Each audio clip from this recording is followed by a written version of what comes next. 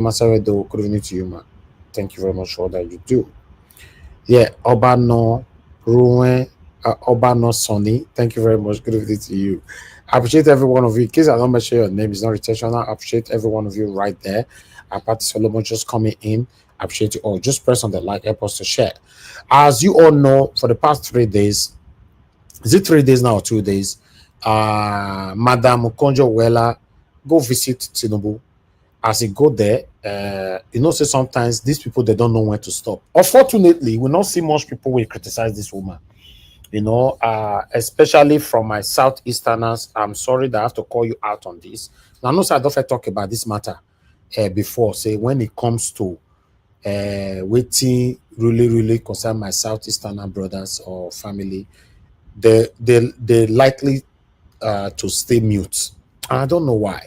That's why you see some of their satanic elites are behaving the way they are behaving. Just like, in Edo State, for example, our elites, we don't get single respect for them. Why? Because except you are doing something right, we don't care who you be. If you be elite, if you be elder, if you be traditional ruler, if you do anyhow, you collect anyhow. So I can only do comparison between mine and the Southeasterners. I don't know much about others. But Madam Okonjo Iweala is one of the respectable figures that we have in Nigeria. This one, a woman with me, I get so much respect for, for Nigeria because of her stand, her academics, lane and structure, her path, her footprint and everything.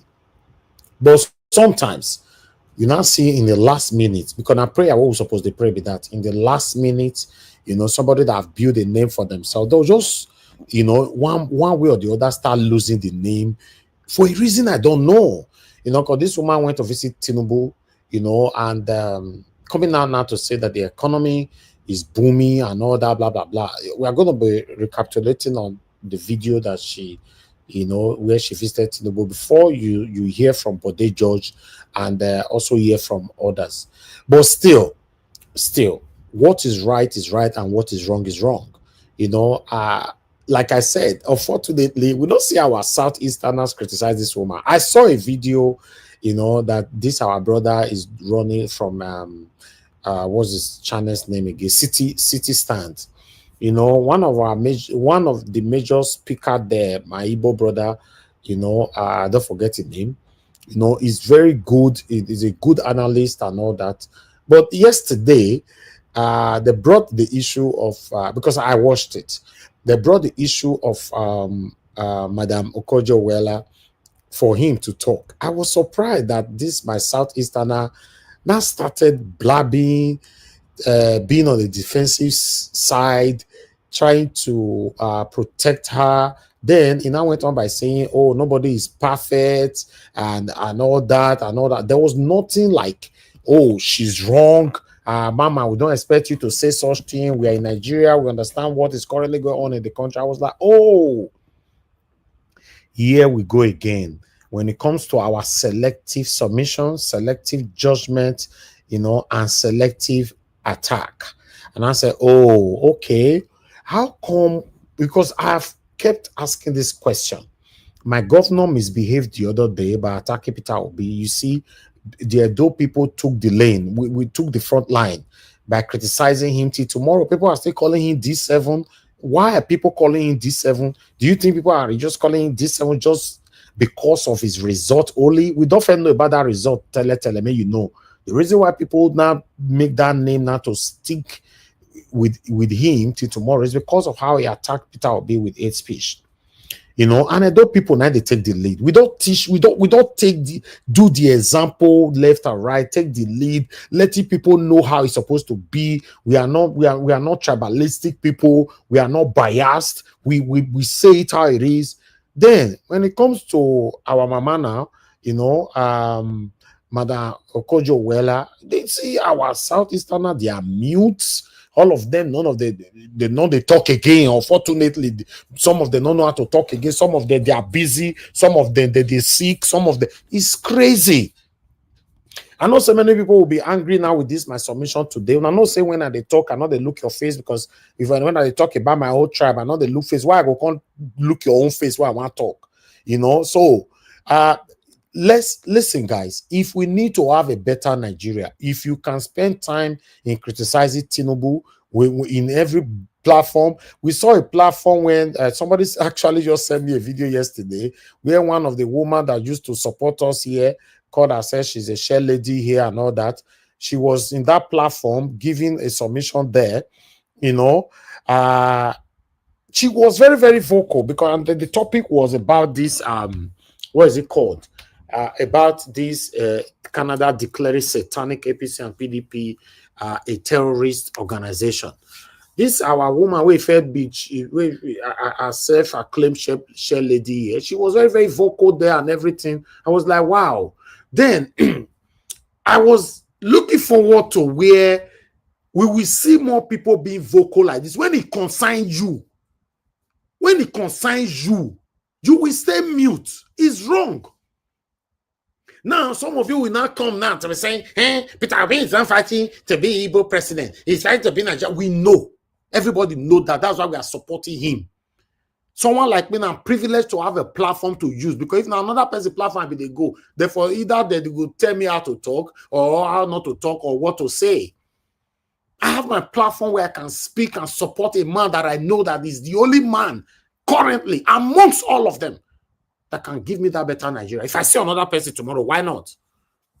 Why not? I go dump Peter Obi for that person. But you know, you can see FCC is chasing the top elite, top names now in ADC and all that. Why they not choose Peter Obi name? Because you know they. But not to divert. Let's come back to this again.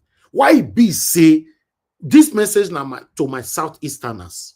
I love you guys so much because I have a strong affiliation with you guys that I've never ever revealed on this platform. And that is not why I'm supporting Peter Obi. Peter Obi, I don't have any communication or closeness or anything with Peter Obi. And you don't have to. If you want to support somebody to hold a position, you don't need to be close to the person. That is why we are fighting against nepotism and favoritism.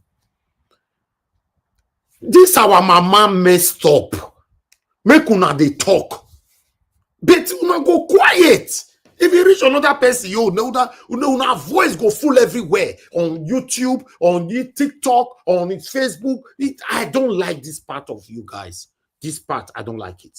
Now, no side they told the truth, and truth they always hurt people. Yes, this truth when me they talk today. Now I don't build hatred now. Hatred go full everywhere. But to me, I don't really care. Because inside you, you know say not truth.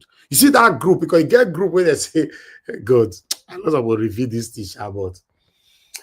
Okay, I'll talk like this. One of Una, although it's my close part, one of Una, what I still did the same group. I don't want to talk the name of the group, but Igbo-led group, something like that. When this guy let me know what you guys are discussing there, and he's a Biafran, he's a proud Biafran, but when he talk to me, I go say, wow, even some of us for this platform still did that group. Some of my Southeasterners, I was like, oh, okay. Listen, the day my talk I'm here, the day one I go know say my advocacy is biased. Because I go take for a year today, because the video I want to play, I never play them. I don't talk. I don't go post link at all yet. The day one I go know say my advocacy here, and it's different from what you saw or see somewhere else. Please call me out. You not go fit see me for any evil group where they discuss something different. No, you can't. Never. Please, in view of my submission for that group, either screen record, screenshot, or forward and bring it up on air. Disgrace me. It's not possible. Even though I know I cannot change everybody to be like me, but still, if we see what is wrong, make we dey talk am. Make we not dey form busy. Make we not dey form say we are not deaf and dumb. When we make not dey form say we don't know how to talk again, we are not stammerers. It is wrong. It is wrong. Of course. Of course, Arinze. That's what I said. You know, hear my submission just now. I talk and say this one a woman that have, in fact, she's my number one. That if she decide to contest tomorrow, of course, over Peter Obi, I'll dump Peter Obi for him. I talk for year. Am I hiding? You don't see as I start my submission just now. I look like person when they put water for man they talk. I started my submission by saying that this is a woman that I have so much respect for. Till tomorrow I still have the respect for her. But is that enough for me not to criticize her? Now make me fair tell una so una go hate me if my principal, by God's grace, say become my president tomorrow. Because as I dedicated, consecrated myself for Peter Obi, if I criticize her tomorrow now, una come the verse. No. If you love somebody, you care about somebody, doesn't mean you should disagree with them. All I need, for me, I can never insult her. I see this woman as my mama. But, mama, this part, you are wrong. Which economy is booming? Where? How? For where? Mama, you are wrong. Let's say it how it is. I can never deny my stand for her. These are one of the people we have so much respect for. Let me say I start. I mean, you just join us now, Rizzi. That is the fact. I cannot deny that. I not be only once I talk for. Yeah, I talk more than 4 times in a different day on our broadcast. But what is wrong is wrong. She's not. Do we expect her to be perfect, for example? So why can't you say, okay, mama, this one, so if you're not your goal, no, mama, you got this wrong. At least my concern be say, why is it that if we can't reach this area, we automatically we are not deaf and dumb? It is wrong. If you cannot be deaf and dumb when you reach Tinubu, if you cannot be deaf and dumb when you reach other satanic politicians in Nigeria, why be say if you reach your mama, your papa, your brother, your sister, your wife, your husband, you automatically you are not deaf and dumb? That is my concern. Mr. Joseph Oji, thank you. Mr. Elvis, yes, Okonjo Iweala was wrong. And as the economy isn't stabilized. Exactly. Now, this one I just want to hear. But our brothers and sisters, at the moment, they are not deaf and dumb. We need to go and look for them. Make we carry the go hospital, more go revitalize them. They are deaf and dumb right now. It is wrong. I deliberately waited. This thing I put 3 days ago. I waited I'm not saying I flashed out for my thumbnail a day for yesterday. I flashed it. None of the talk about her, none of the comment section, none of the join the panel, nothing. I can't say no wahala. Yesterday, nobody talk about her. I can't say no wahala. Today now, I don't have to speak now. Because if I speak day for yesterday, some of them will still accuse me. Oh, Nigeria Watch, calm down now. You are running more than your shadow. You never know. I was just waiting for a link to join so that I can, at the moment now, everybody they form. Either you are busy, you dey hospital, you dey hungry, or you dey sleep, or you don't know what they happen for social media. These are hypocritical style of behavior that I don't like. It's not nice. I want you guys to emulate what Edo people are doing. We are not the perfect in Nigeria, but we are the one taking the leads in almost all the things that is happening in Nigeria. Go find out. Do your research. Go and verify as my principal talker. We are the one taking the lead. We are the one taking the lead. I'm proud of that. Anytime, any day. NSAS, Edo people start them. Go find out. Obedient, Edo people open them. It started from this platform. Go and verify. They mention all of them. Our governor messed up. Edo people take the lead. Then our own people can't come out. Do you know how many of my Edo people will attack me, say, you they beat your own for another people? They said, naturalism, I go buy you there. Because I'm not fighting my governor because say I be Edo or whatever. You do something wrong, I call you out.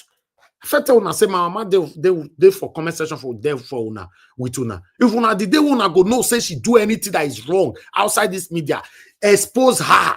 And if you want to expose her, not call me privately. join this panel. If you reach your turn, give your 8 minutes. Use the whole 8 minutes to talk about my mama. Simple. That's the only way we can have a better Nigeria, my people. Not be all this one what they do so like say that we get sense pass. If you reach the important one, go hide. Will go hide. It is wrong. You are not going anywhere. You are not going anywhere. Let's call people out. Ikechukwu, you said, but generally, I wasn't happy on our assessment in giving Tinubu any form of pass mark because it will be misconstrued. Exactly, my lovely brother. Especially coming from her, a very prominent figure, personality that everybody look up to her. Do you know that when people like this speak, everybody, the gullible ones will fly with it? Say, do you know that now satanic APC will carry a statement? They hold on tight, they go hold on strong. Anytime when they counter them, you not worry. I'll remind you that. No, not your worry. The day when satanic APC defenders go any channels TV will arise. When they tackle say, even Okonjo Iweala said, now so they'll call the reference to her. Even Okonjo Iweala said, the thing go on the fly. No, know what this statement so una go see and say if a selection one start, now they will be used. Now no go feel understand. Everybody just stay mute.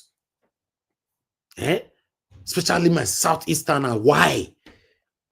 I beg. Sometimes when some of the defendants say if we talk, people they marginalize us or whatever, they attack us or blah blah blah. No. If you reach Tinubu, you sabi talk. Yes, you they talk. I deliberately don't want to post link now because if I post link now, there will be a lot of interjection. I don't think give my submission. If you reach Tinubu, if they criticize Tinubu for this platform, nobody they blab. Everybody's a bit talk that time. Even though you don't come here, they see you. That our self-acclaimed share lady or whatever what she was calling herself, she was vibrant in another platform. Because I have boys everywhere. I have eyes everywhere. Anywhere you go talk. They record you. They give me. You were vibrant there, so I still want you to vibrant. You don't need to come here. Go that same platform or any other platform. Speak truth to power. I will be proud of you. There's every possibility. Say I'll even cut that part. I'll bring and come here. I'll shock you. Yes, that's why I tell you I live my life. Oh, I'll shock you. I'm the only person that I have a platform today that is still calling for more people to be doing what we are doing here. They see common people, they do that. I don't have spirit of, what do I have to call it? I don't do those things. I want everybody to grow together. As long as you have the energy to push it, why not? I'm proud of all of you. If you can do this. My brother, Mr. Alabo, sometimes he go a platform, he go do video. He will come send that for me and Mr. Elvis, please help me to showcase it. These are kind of people me I have to respect for. You don't have to do it on my platform. You don't need to come here and give submission. Anywhere you day your mind say you want to go talk, please go there and speak truth to power. I will be proud of you. Now let my platform there. I just want to see video where they say, I enter Twitter. They say my Igbo brothers, they don't scatter everywhere. I enter this, they don't scatter. Everybody, you're quiet. If now Tinubu, you mess up just now, and everybody go to talk. All those kind of style of selective decision or submission or style of whatever, blah, blah, blah, satanism, I'm not part of it. I'm not part of it. That's why I said we have a long way to go. Exactly, Mr. Joseph Oji. You are right, Mr. Joseph Oji. Tribalism, the same tribalism that we all are fighting. Yoruba people are tribalistic. Yoruba people are tribalistic. Yoruba people are tribalistic. But sometimes when you are, like my grandpapa, they tell me that time, say when you are speaking against people, you need to look at yourself. Look at yourself. This is not nice. I just verse come this evening. Make una get out for mine. Now verse come. Anyhow, I want to take them. I'm not interested. And once I don't talk tomorrow, I don't move on. That's my life. But I'd like you to listen to more. Maybe you get to understand where I'm coming from. Let's start from here. The Punch. Okonjo Iweala's positive outlook on economy sparks political debates. This is on page 2 of the Punch. The social media is on fire. The social media is on fire. They are out there battling. Supporters of this government, the OB movement, and people like me who who just for academic reasons want to see what is going on. All said and done, let me tell you what it was. Okonjo Iweala came yesterday. She's the Director General of the WTO, former finance minister, came to see the president and then gave a verdict that he had done well. Nobody will come to see the president and say he hasn't done well. So that is neither here nor there. I'm a very cynical person. I've seen it in the course of my job. I've seen people say one thing, and the moment you're having lunch with them, they're telling you that, oh, don't mind, we just have to say that. So for me, it's neither here nor there. But again, I like those who are arguing for or against to just look at one thing. You see, whether you like it or not, the IMF, the World Bank, the WTO, and like bodies like that are the things that the Western media use to control the narrative that goes on in quote and unquote developing countries. So I'm not as far as I'm concerned, I'm not even taking it at its value. You must always have that at the back of your mind. These things are the things they use to make sure that you don't develop, and Africans are gradually moving out of this. That's why, for example, you have an emergence of BRICS to balance the narrative. So don't take anything from World Bank, IMF, don't take it hook, line, and sinker. This IMF and World Bank have been monitoring our economy. I remember way back from the 80s, when during the time, should you take an IMF loan or shouldn't you take? They give endorsements, they turn around, they criticize, give endorsements, and you are still not stable. What is the problem here? The problem here is that as far as Okonjo Iweala is concerned, the president is on course and the economy is growing. Fair enough. There's no need for argument. Ask yourself. That's as simple as that. You don't need a degree in economics. And for the guys who are fighting themselves on Facebook, I enjoyed it this morning, in the social media. But just ask yourself, is your life any better? That is the simple question. You don't even need to be literate. You don't need book. Need the Latin way. Just ask yourself every lower line, is my life better? So if somebody from America is coming to tell you some DD by coincidence in Nigeria that the president is doing well, but is your life better? For me, my life is not better. If you don't want to know the level of suffering, some of you think that some of us are quite frustrated. It doesn't work like that. Mm-hmm. It doesn't work like that. Nigerians are suffering. And I think that I can imagine I would have loved to be in the same car with Okonjo Iweala when she was leaving the State House. It's a political statement. And it's for a reason.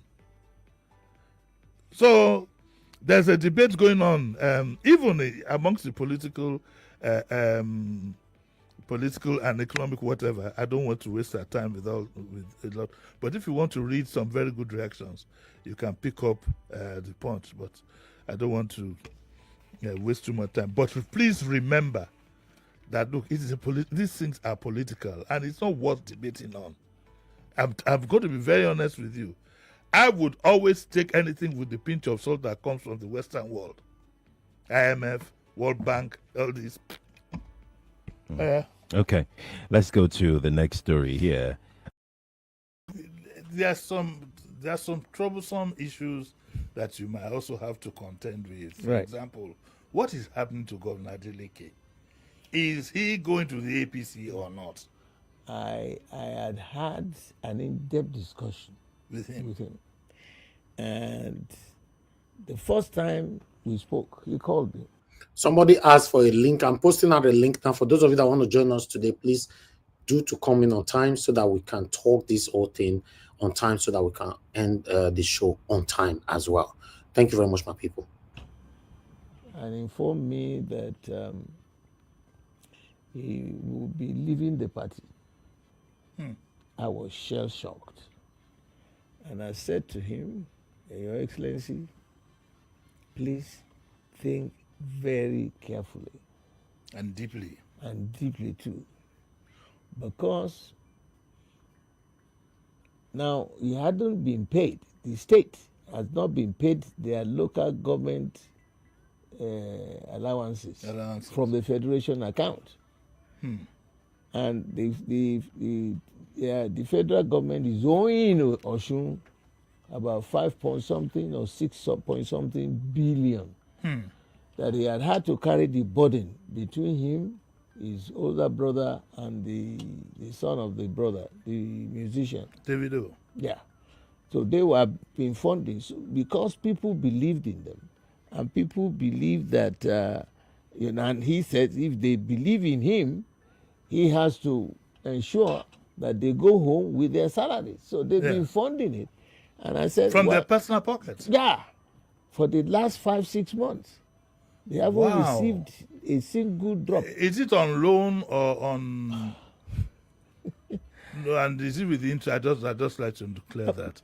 You don't know? I don't know. Okay. When they go to court, already court has ruled that they should pay them the local government allowances or allocation. Nobody has done that. And I said, please be careful. I beg you in the name of the God, Almighty God that you serve. Your older brother, you remember how he was manhandled and how he passed on. Cherubawon. And you shouldn't go into any mistake. If you get there with your people and you go for primaries, if they organize any primaries and they just announce somebody else as the... You are gone. Please be careful. And so the last NEC meeting we had, I was sitting and waiting for the meeting to commence. And all of a sudden, I saw Demola. He's dancing. I said, are you kidding? Your Excellency. When he came to me, he said, Baba, thank you, sir. I am not leaving this party. So I held him, greeted. He didn't tell you why, what he had experienced.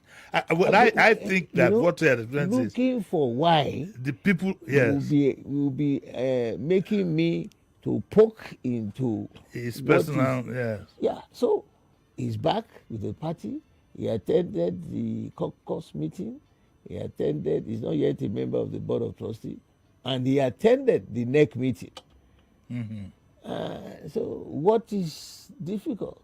He saw the light and quickly turned around and didn't move. But is it true that your party had also been talking to Peter Obi? He said that the party had been talking to him. Well, like you said, A or B Jonathan, or C, yes. Jonathan or this.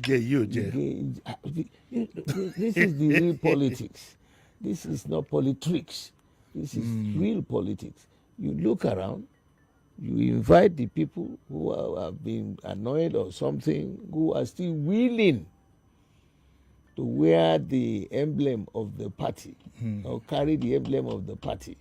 You talk to them. If they want to join, like I said, it's like a police station. You can come. But those who have left and have resigned on paper, we assume they are, even if they come back, they will have to go and queue up. Well, what about the case of my good friend who has declared support for the president for 2027, but still claims he's a member of a party? Isn't that party disloyalty? It is. That's what I said. Some of these guys have crossed the red line. The next NEC meeting, we must take. What do you think will happen to them? What do you think? No, do you want them out of the party? Of course, you can't serve two masters, yes, as we were told in the Holy Book. Yes, you cannot serve God and serve the evil. It's not possible. So which is God, which is evil?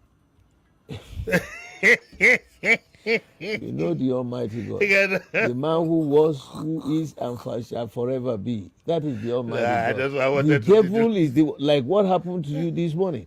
You see, as you were coming to work, that lady was in another planet. And I told her, Madam, okay, back in front. I thought I was dealing with the responsible person. By the time, and the one gardener who was there, he told me, say, opening him as a law. I said, well, let us see. And she did exactly that. This is the state of this The country. state of the country. It's the state of terrible. the country, It's terrible. and we are drifting so badly. It's terrible. So where people don't believe in laws, they don't respect the the decency laws, is no not. decency First of all, anymore. I said, what is your name? She said, did she say Arrant? I said, how can I ask what is your name and you tell me your first name? Are we at a disco? And I was shaking, because it came as a surprise. Anyway, it's a discourse with DVD. I have Chief Bode George here. We are going to open up our lines as usual at 0201 2770993, and the female line is 0201 465. 8 years of the positions in the north, 8 years in the south. If it's after 8 years in the south, it goes back to the north. So that's bringing about a sense of oneness, a sense of togetherness, a sense of saying, listen, whether you come from a majority tribe or minority tribe, that sense of belonging as a Nigerian is guaranteed. Would you say that Atiku has left the PDP? Oh, he resigned. He resigned. Gave the letter to his ward chairman. He's gone. So if he wants to make an about face, what if he decides to come back? Then we'll take him. But he will go back and queue at the very last line. Of who? Of whatever he wants to do. Because each time you ran in 2019, you ran in 2023, you want to now run again in 2027. How about, come on. And you've been going from one party to the other. You've been jumping. Then it means everything he has is centered on self-aggrandizement. It's not acceptable in a civilized world. You keep rolling out. A rolling stone gathers no moss. You know that? Yeah, but they say that was before. Science has made such I'm a scientist. It can never change. Once you want to be Mr. A, be Mr. A. If you want to be Mr. B, be Mr. In Yoruba, in Yoruba language, we say, Tobama je kata, ko je kata, Tobama je koto, ko je koto. Kata koto, not acceptable. Oh, okay. I agree. But minus all the PDP, APC, whatever, as an individual and as somebody who is more about in your age group, do you feel anything about having somebody very close to your age wanting to run this? But let me tell you where I stand, sir. I believe Nigeria could do with a much younger person. Absolutely. Yes. I also, because where people don't think about the energy required when you get to that state. And but Baba had that energy. Baba was 60-something. Okay, that is He true. was 60-something. That's true. You know? He won't have the same energy now. No. Baba goes around playing squash and all that. But the way the Almighty God created us is, as a scientist, no matter how much bones and strength and all that, age itself will start taking toll. You saw the way when we were coming up the stairs, you were gently behind me. Walking as gentle as you are walking. Díẹ̀ lolówó ń jó. I have a bill to repair my car. So it's a question of what are you looking for? Okay. Our lines are open. One guy in the land. But Okonjo Iweala, who was the member, don't get angry. Emma Bino, sir. She's just talking arrant nonsense. And let me finish. Let her, she lives in New York. Let her come and live and find out the state of affairs here. It's not the picture she's seeing. You see? Do you think is that she doesn't know or that she was just making a political statement? I don't even care whatever she's doing. You see, economists, they are social scientists. They are not physical scientists like us. On one hand, it will be this. On another hand, it will be this. It's not an exact science. Whatever she's talking about, Nigeria, no. But you seem very upset about what she said. Let her come here and get the feeling of the people. Let her go to her village and see the hunger and the anger on their faces. There is plenty of anger in Nigeria today. Where she got her story from and all that, let her remain there. Mrs. World Trade Organization, let them keep it out. What we want in Nigeria is a fair government, good governance, that would use the resources of, this country is so blessed. There is no village you go in this country that you will not find one resource or the other. All right, guys. That's all I have today. Good morning, good afternoon, good evening to every one of you once again. I want us to start talking. I already have some of you on the panel. Casey, we lost you. I believe it's your network. I can see it was checking, but you can come back if you are listening to us. And for those of you that want to join us, this is the best time for you to come in. And for those of you that want to call in, okay, we already have a caller here. Tony Africa, thank you very much, sir, for calling in. Good evening to you. Talk to us. Tony Africa, okay, okay, we can hear you now. Thank you. Go ahead. Good evening to you.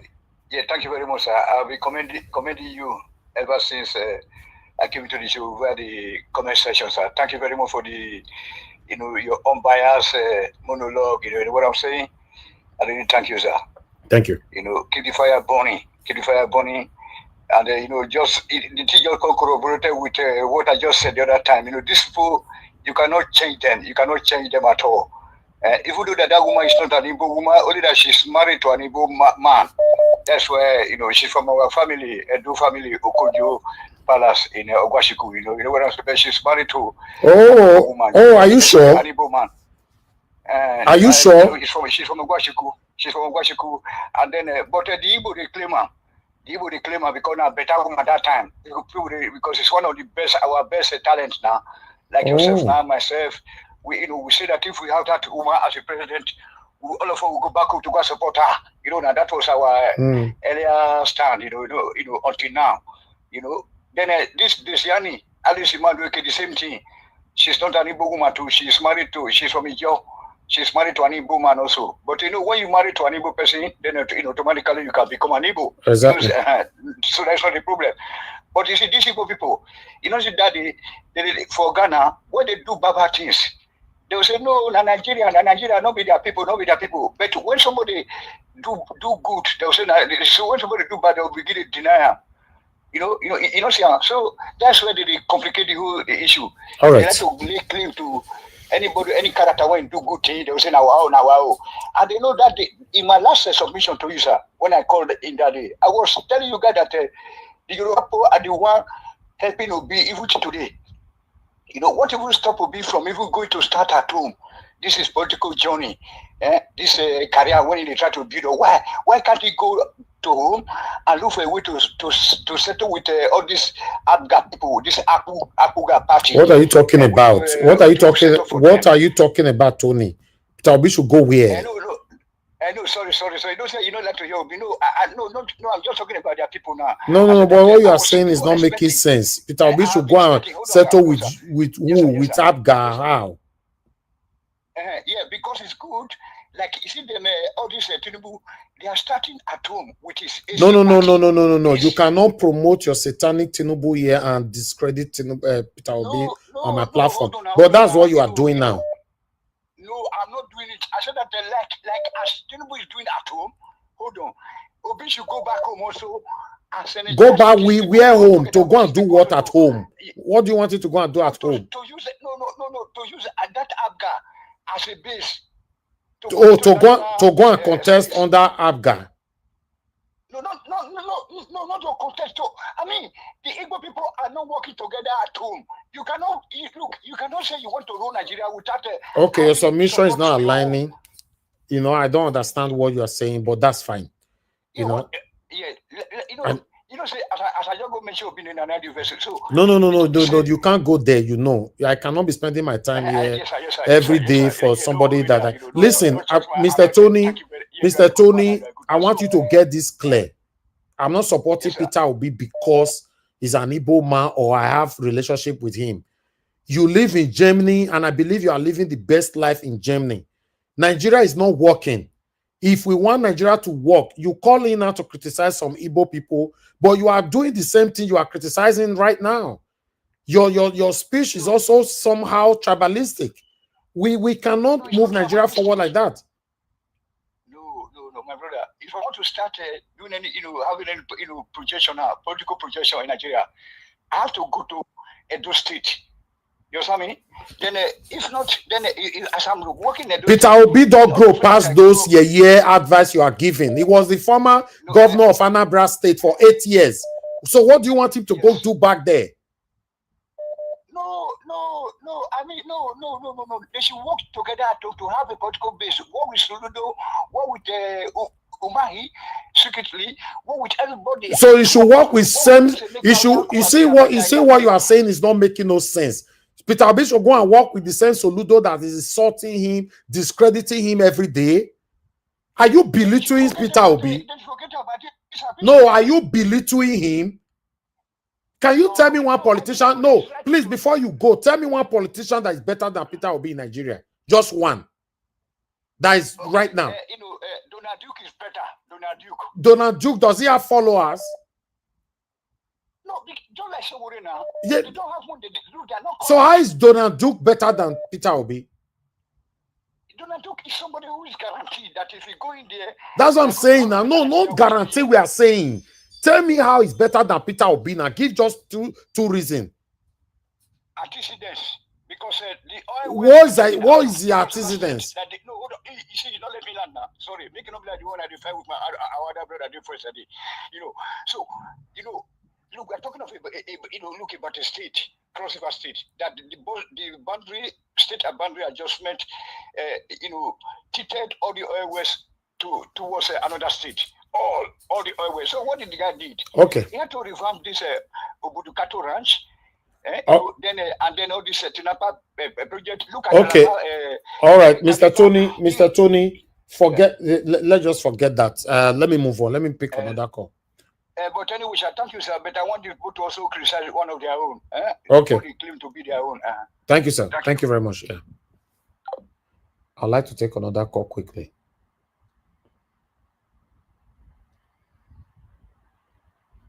Thank you, Black Panther. Thanks for calling in, my brother. Talk to us. Hello, thank you, Nigeria. Thank you to everybody that's on the panel. Yes, my brother. Talk to me. One of you all.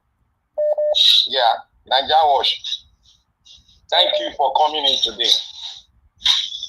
You see, Mr. Tony, I'm preparing the dosage for him. I'm coming for Mr. Tony, Africa. I'm coming for you. I'm preparing all your scripts, all your voice notes, everything you said. I'm monitoring you. At the right time, I will come out for you. You will not have no room to escape. You cannot say you are criticizing people for doing wrong thing, and you yourself, you are doing the same wrong thing. Yeah.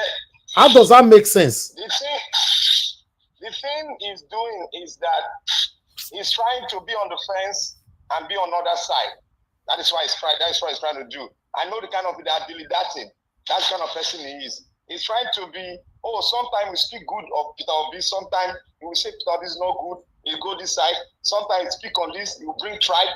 He's trying to go around the whole space, let people think that he's good and he's objective. But I will not speak on him, but I'll speak on him on the right time when I have a full dose of him. Let him continue to perpetrate his illiteracy in this space. Let him continue to do his corniness in everything. You say I'm a dope man. I will prove to you that you have the character of a satanic Edo person. That is who you are. And to Okonjo Iweala, like I said yesterday, he's playing the script of the Western ally. That is the geopolitics. And if you look at the Anambra State government, he's doing the same thing because two of them, they came from that side when Obasanjo was in the regime, and two of them were playing the card very well. Now, what the World Bank says is what two of them are trained for. If you look at Anambra State government, it's not thinking about giving light, it's not thinking about giving water or giving good school, but it's thinking about doing bigger projects so that they can look at him and say he's doing good job. The same thing with Okonjo Iweala. They are there, she's talking Bangladesh. They are there to perpetrate the slavery mentality and suppress the African people. And do you know the funny part now, my brother? Do you know the funny part now? Be say, Okonjo Iweala now another big name that, if you ask me, I believe is even bigger than Peter Obi. Guess what? Tinubu don't capture that name now, and he wants spoil him in the face of others. I don't know why they don't see this thing. For example, say this woman come and say he want rule tomorrow. This the way he do so go affect him. It will affect. You know the chief.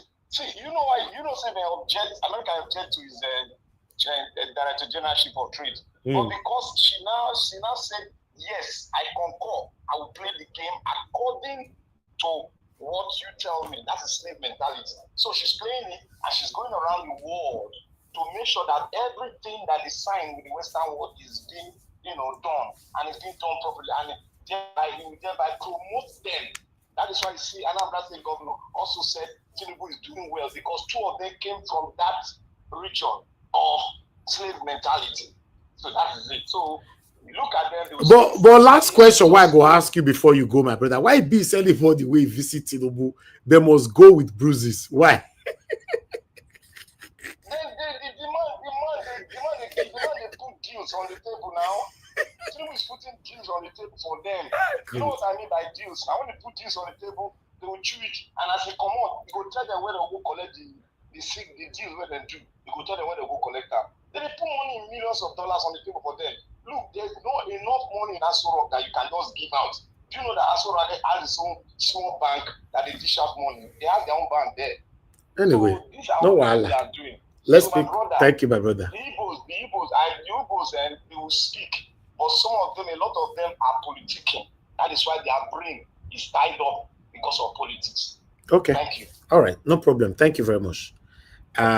Before I pick another call, Madam Deborah, I see you are calling. I want to make this clear. I've said this so many times. When I'm giving submission, I don't like people to hide under my submission to portray their hatred or their spirit of tribalism. No. When I don't speak, finish, I don't move on. I'm only calling for what is right. I don't care who you be. And nobody should hide under my submission to pour out your hatred on anybody on my platform. I don't like it, and I will never accept it. Thank you very much, ma, for calling in. Madam Deborah, good evening to you, ma. Talk to us. Hello? Yeah, Madam Deborah. Now only you go call into this show. We'll all greet you after like 78 minutes. Then you can't say hello. After we do almost the close, the show don't they close. Thank you, ma. Good evening to you. Talk to us. Yeah, let me just, good evening to everyone. Let me just give a quick submission. To be honest, Mrs. Okonjo Iweala, she really is a disappointment, but I'm not too surprised. She's obviously reading the script that she was put there to do. You see, people like herself, when they put them there, it's not to serve the interests of Africa or Nigeria, but it's to serve the interests of her paymasters, the people who put her in that position. It's the same thing they did with Obama. When they made him the president then, people thought, oh, he's going to speak on behalf of Africa, he's going to do what is good for Africa. But instead, he was actually doing what they want him to do. They put him there for an agenda, and that was what he did. He did not even do one thing that we can say today that, the first black American president, this is what he did in Africa. There's nothing. If at all, he helped in destroying Africa. He was part of the people that helped in removing Goodluck Jonathan from power. It was even during his own time that they removed Gaddafi, the Libya president. So you see, when they put people like this woman in position, they are not there for Nigeria or for me and you. They just put them there. Oh, let it be that there's one African person that if they want to use. You see, it will be ridiculous if a white man comes now and make a comment like that. But they push people like this. Okay, you are one of them. Go there and say it. Why would anyone allow their hard name that they have built for years to be used for things like this? When it comes to for me to now, it was when I understand what is happening. You cannot stand against those kind of people, though. If Obama, when I knew that of Obama, and I knew how powerful those people who control the world, if they put you there, Mr. Elvis, it's going to be difficult, except you choose to just leave, to resign. Otherwise, if you say you are not going to do their bidding, you know what is coming for you. So it's not easy to refuse them. You see what they are doing to Ibrahim Traore, because he refused to do what they want. You can see how they are trying by every means possible to take him out. So if you want to work with them, you have to do their bidding. If you refuse, then except you just want to resign and say, okay, I cannot do it, let me just quietly leave. But if you still want to be there, you cannot refuse them more. So it's a very tricky situation. But like you said, for her to allow herself to be used like that, it's shameful. She's actually bringing herself down without knowing, you see. Okay. But later on, people will see her for who she is. When Obama came into power, a lot of people didn't know that. They thought, oh, he's going to be good for Africa. But later on, people actually saw that they put him there for a reason. It's not because for him to do anything good for us. So it's just a shame, but I'm happy that people are calling her out, and she's just helping to push an agenda, because obviously, whether you like it or not, to me, I believe strongly that the West, they want to support Tinubu to come back, because it works in their own interest. Except if Nigerians are able to really push hard, that's when that will not happen. Anybody who is doing their bidding, they will always want to support that person one way or the other. Then we are in trouble. We are in trouble then. Thank God. We are in big trouble. You see the way the Burkina Faso people have to stand by Ibrahim Traore. I heard that they are really standing by him, and now a lot of eyes are open. That's why you see that they have not been able to take off that man, to take him away. But until Nigerians realize that we have to come together and be able to protect our own interests. Otherwise, this is what we'll continue to get. Imagine we are suffering and they've pushed her to come and say something different, to push her own narrative. And she knows that whatever she's saying there is not correct. But she will still do it, because that's what she's asked to do. Even Tinubu, I can tell you 100% that whatever Tinubu is doing there, 80% of it is the agenda that he was asked to do. Okay. Yeah. All right. So wait, man, before I let you go, because when you are saying this now, it looks like all of them have assignment to carry out once they get there. Are you telling me that if Peter Obi, hold on, if Peter Obi become a president, he's also going to be aligning with their satanism? Is that what you're saying?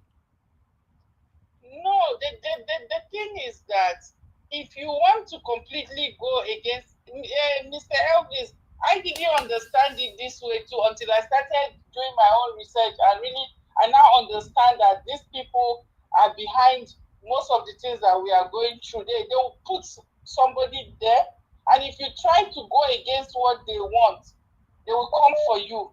So the thing is that, but if you how will Peter Obi avoid it?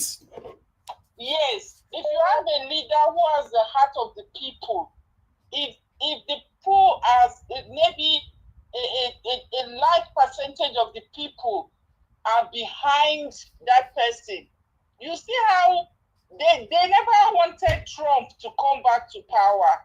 you can see even in the US, they never wanted Trump to come back, but it's because the American people were resilient. They stood by, they said this is who we wanted, and they were able to say no, this is the person we want. So they were not able to overcome the will of the people, because they know if they do it too much, they will get a pushback, and it may lead to what they don't want. So if the people are solidly behind that person, it will be difficult for them to go against the person. Okay, but lastly, this one only 10 seconds before I pick another call. Do you think Peter Obi can turn his back on this what do I call these people that we don't know? Because we don't know who are telling them this thing. Slave masters. Okay, slave masters and cabals. No, they are called Mr. X. Good evening. Yeah. They are called deep state actors. Deep state actors. Okay. Satanic deep state cabals. Will Peter Obi? Can Peter Obi turn his back on them? What do you think about that? Like I said, that depends on the power of the people. That's the only. They look at the temperature. You see, just like they were not able to stop Trump, they tried, but they saw that. You can see that this last election, the US election, Trump won. He won with a landslide. They were not able to, because the people is the power of the people that can make Peter Obi. It depends on how strong the people are behind him. If the people are behind him strongly, they will not want to ruin. They will be careful so as not to cause a civil war, or so as not to put. If they destroy Nigeria, then they know that the refugee problem would be massive. So they will not want that. So that it depends on how strong the people, the resistance of the people are. That's the only thing that will make them to stay back. But if the people are weak, Peter Obi will not have a ground to be able to resist them. Thank you. It only depends on how resilient the Nigerian people are. But no, lastly, there's so much story to your answer. This time, let you just be straight. Can Peter Obi turn his back on them? Yes or no? It depends on you. Okay, you want to start story again? You want to start story again? If we are not resilient, okay. Do you think Peter Obi can turn his back on them? He can, yes. He can. Okay, that's all I want to know. Thank you very much. He has the people at heart. He wants to do the right thing. Okay, thank you. He's not putting his own selfish interest first. Okay, thank you. He wants to do the right thing.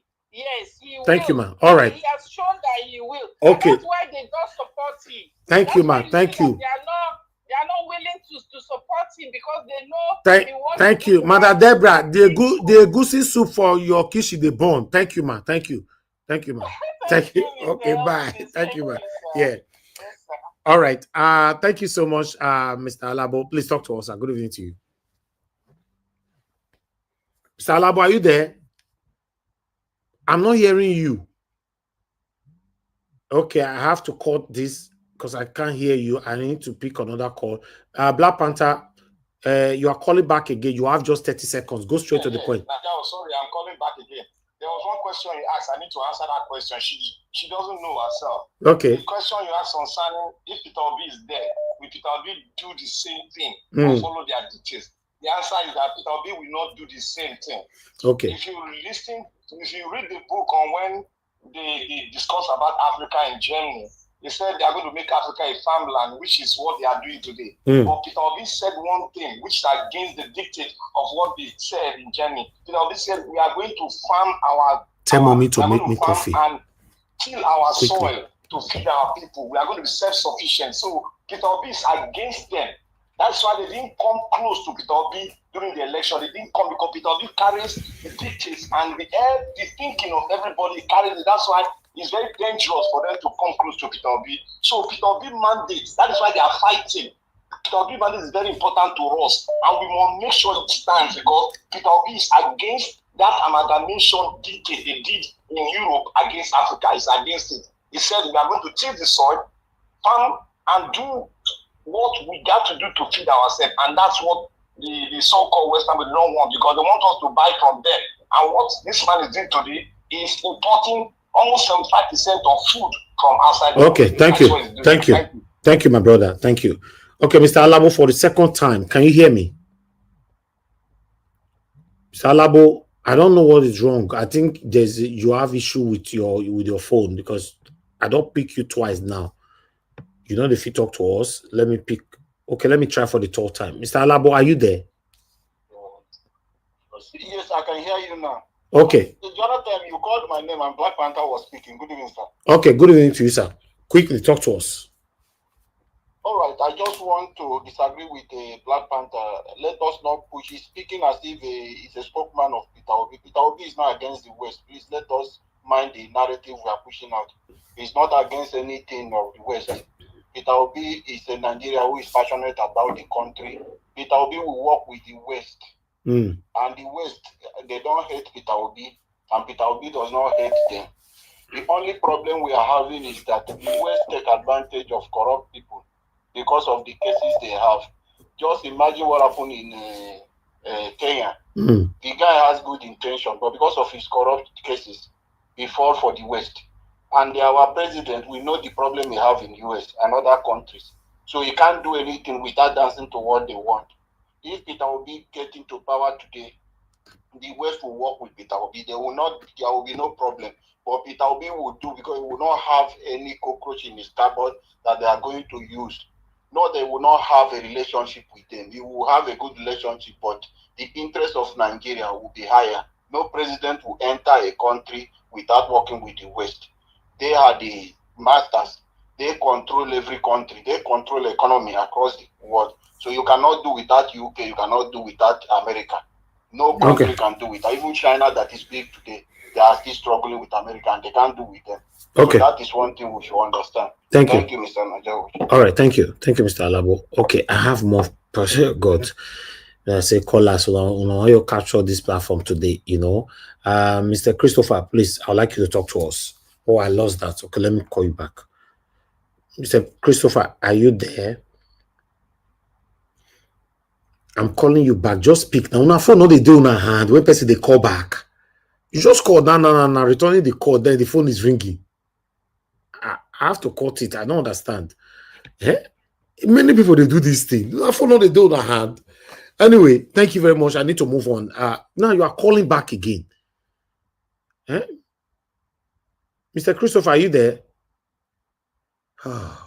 Can you hear me, sir? Hello. Good evening, sir. Yeah, I can hear you now. Please go ahead. Talk to us. Good evening to you. Huh? Mr. Christopher, me, we can hear you. And okay, you have a network issue. Sir. Go ahead. Yes. Okay. I just want to talk about my Okonjo Iweala, the statement. Okay. Now, that statement, to be sincere, she's only speaking the art of her paymasters. We all know that she knows what's going on, but she can't go against her paymasters, which is IMF. And those people, they sent her to come and give a little credence to Tinubu's government because they know that the Tinubu is really not doing, but as long as he's doing what they want, they just want to give him a little credit. So why did she allow herself to be used? Why did she allow herself to be used? Good. Now she needs to remain there. And for her to remain there, she has to do what they want. These people, with a snap of a finger, they will ruin her life overnight. Just even 1 second. She knows what she has done to get there. To remain there and remain alive, she needs to do what they want. It's just like political power. Now you ask the question, if PO is there, will he do according to what they want? No. Do you know why? That is why PO told us. He said, if you want to clean well, you need to come through the door. Now, if you come through the window, anybody can implicate you. Anybody can decide to blackmail you to do anything. And we all know that Tinubu has a bad record. We all know that Tinubu is not doing what Nigeria wants. So as for PO, as long as he doesn't have a criminal record, so what do they want to blackmail him with? So he will always do what the people want, not what IMF want. Thank you. So as for that, I'm rest assured that from my political perspective, I just feel that's a political discussion. Then as for PO, we're rest assured that he cannot dance to their tune. Thank you very much. Thank you, my brother, for saying that. Sir. And that is why, if you notice, he's dancing on the one term, because he knows that with that one term, he can do comfortably without them trying to do what they did to Jonathan with his own government. Okay. If you notice, Jonathan went against Obama, which is that gay right and some other things. That is why they partner with Buhari to do that insecurity in the north, to have a leverage to remove Jonathan. Thank you. Thank you, sir. Thank you very much. Yeah, I appreciate it, sir. Yes, sir. I'll have a blessed day, sir. Thank you for the great work. Thank you very much, sir. God bless you. Thank you. Okay. More person. Oh, God. Okay, let me pick the last call for today. The last call. Mr. Joseph Orji, you are calling back again. I would like you to quickly. Oh, Mr. Joseph Orji, you never felt calling, Abi? I don't. Oh, yeah, you don't feel calling. Talk to us, sir. Well, I just want to bring about the last caller. Yes. Saying that Okonjo Iweala is she's on her second term, so she can't go for any other term again. She's still, at this stage, she has the leverage to say as it is, to say whatever the exact situation to President Tinubu. If there's anything, she's not dancing to any IMF. She's dancing to Tinubu. She's just trying to rock the boat. That's all. She just wants to play it along with the government and try to be a little bit diplomatic. And that was why the same tune that Tinubu's government has been playing for a few weeks now about stabilization, that's exactly what she repeated. She has an alternative because she doesn't need another term. She cannot get another term of trade because this is her second term, and that's it. Okay. So she has she's just to be frank, let's say it as it is. Okay. She's dancing to the Tinubu's government, and that's it. Thank you, sir. Yeah, that's it. And then, no one is holding her behind from saying the right thing. Thank you, Mr. Joseph Orji. Thank you, sir. Thank you. Thank you. Yes, sir. Oh, sorry, I've caught it. Okay.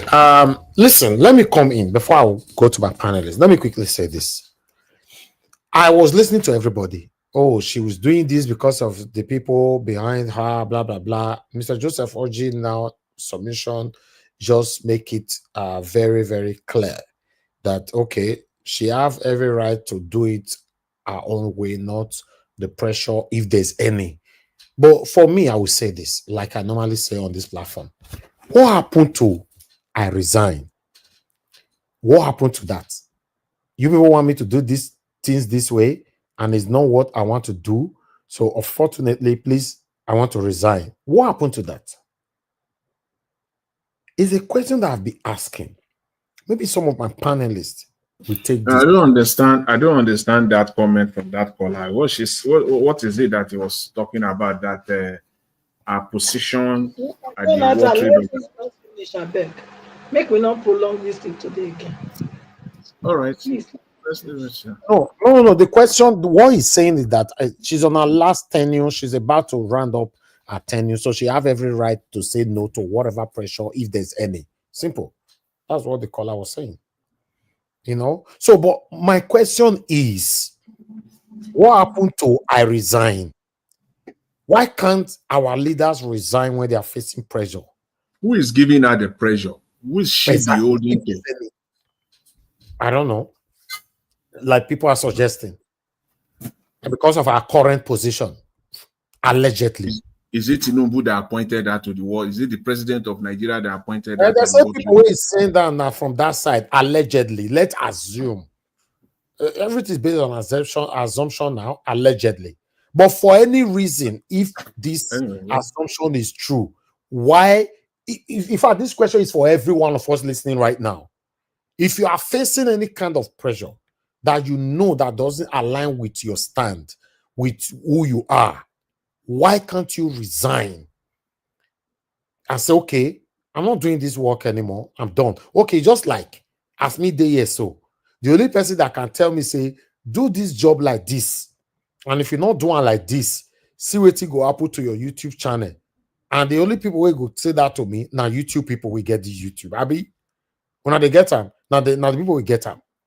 So they'll meet me now, write to me or call me. So okay, Niger Wash. Now, so we want me to do this thing. Maybe because say one politician or anything don't reach out to them, for example, allegedly. So they can't reach out to me directly because maybe they fit talk to them, say, oh, this man is a stubborn person, you know, go do him. Okay, maybe not tell him, maybe go listen to him. So they now call me now, say, now wait till we want maybe they talk with this for your platform to promote so person that me, I know that this person is against the people. And if you not do them, you go lose your channel. Now, not say as that one they difficult. Now, there the while are they so. So, can me or you be willing to say, lose my channel? No way. I go Yoko Kuma do this thing. Or I let the channel go. That's the question. Ladies and gentlemen, I'd like us to move on right now. Mr. Olumode, if you are there, please, I'd like you to unmute yourself. Talk to us. Good evening to you, my brother. If you're not there, I'm moving on straight away. I'm not waiting for anybody. Hello. Okay, my lovely brother. Thank you. You say you did that. Talk to us. Yes, sir. Thank you. So I kind of understand all of your lamentation, and I mean, what else do I have to say? I mean, like I said, our society that place has been designed to intentionally fail. The way it is, Nigerians are not living a good quality of life. So a good quality of life is not all about money. It's not all about riches. I mean, me and you, they different part of the other world, you know, and we know what a good quality of life is. That you're able to access good healthcare, you're able to have security, peace, you know, that the little money you are able to earn, you are able to kind of live the kind of life you want to live. You don't have to be a billionaire or a millionaire, you know, like Elon Musk or Bezos or whatever. But I mean, we have a long way to go. I mean, our society has been turned over on its head. There was an opportunity in 1999, when the military handed over, but it was bungled right from the beginning. But we know it's been designed to intentionally fail and not be a society that would prosper or will be a place where, you know, where the people will live the kind of life they want to live. It's been designed to, because if it's when I say that, you know, when I say that it's been intentionally designed that way, when you don't pay your security forces, or you don't pay your workers a living wage, and then you pay them, some of them still in 35,000 naira, 50,000 naira, 75,000 naira, and then you have inflation that is more than several hundreds of percentages, you know, from when they took over government. So, I mean, for me, all of these are the I don't know what else to say. I mean, unfortunately, the democracy that is supposed to be a vehicle of change and a vehicle of making progress in our life, as some people have also corrupted it, and they won't allow true democracy to take place. They will continue to rig elections. They will continue to suppress and keep the people suppressed.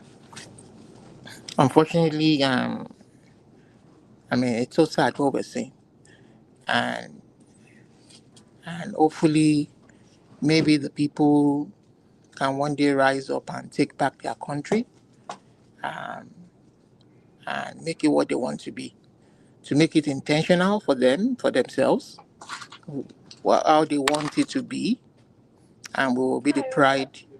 Um, so sometimes I think to myself, I mean, Nigeria could have been the pride of the black race, you know. It could have been the pride of the black race from 1960. Perhaps if somebody like maybe or Awolowo had taken over, you know, with what he did in the Southwest, maybe if he had expanded it to the country and it would have been the pride of the black race. Would have been the pride of the black race, but sadly, um, the country is just a shit show right now. Elvis, I don't know what else to say. I mean, I rest my I rest my case right now.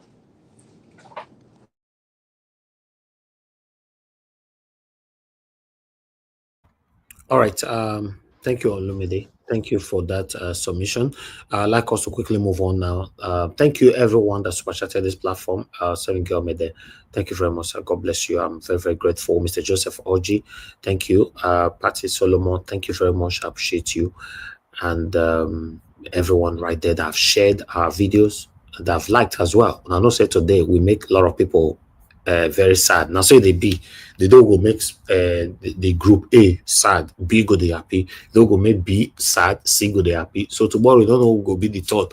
But what I stand for now truth, you know, and how Nigeria can be better. I stand for. I'm not here because of the relationship you and I have. They are called a bare mouth. They talk. No, I'm not part of that. Madam Patricia, it's good to have you on the show. Good evening to you, ma'am. Please talk to us. Good evening, Mr. Elvis. Oh my God. Good evening, Mommy Diaspora. Good evening to all our panelists, Mama Esho, Mr. Olumide, Mr. Who is this? Casey also, yeah. And Mr. Jonathan, Mr. Black Panther, Abdul Malik. Welcome to this broadcast. All our comment session people, good evening.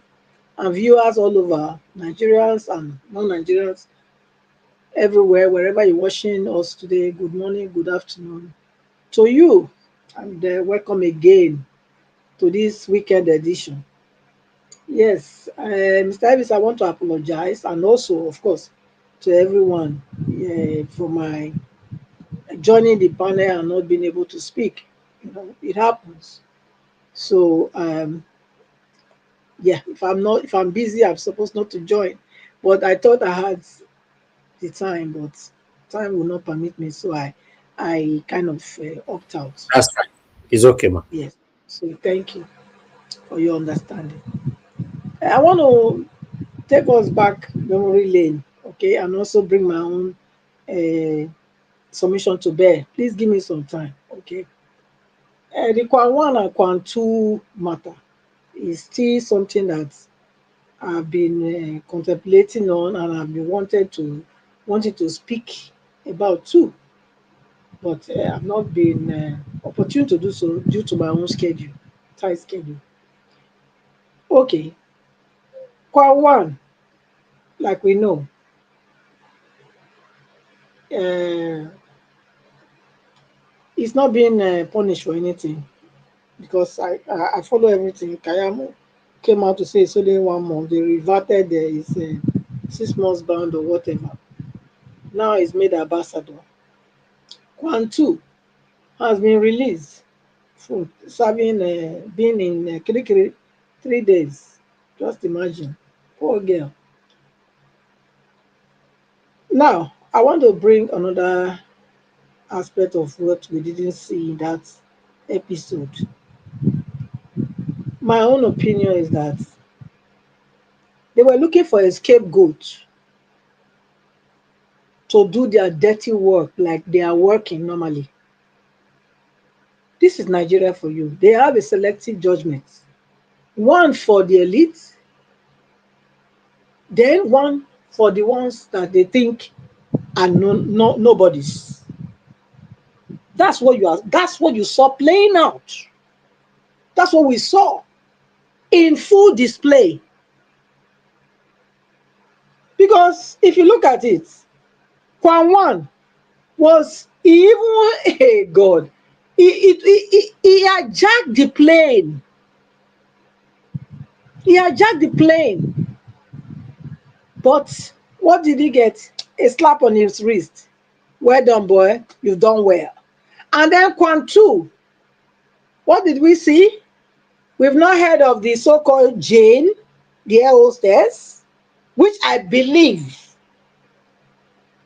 that it was a setup. She was used to try to downplay or try to repaint the image of the aviation authorities in Nigeria. Because, okay, you only show one side of what happened. You didn't show the other side. How come? So I think what we are saying about Kwan Two is a scapegoat attention or attempt went wrong. It went wrong because they were supposed to use this girl as a scapegoat for what Kwan One did, but the mission was aborted because they didn't know how to play it to make it look like, yes, they got it right. So that's what I can see. Because I saw a video where the girl was trying to go left, the air hostess would block her. The girl would try to go right, the air hostess would block her. Excuse me. Even if you say somebody has what's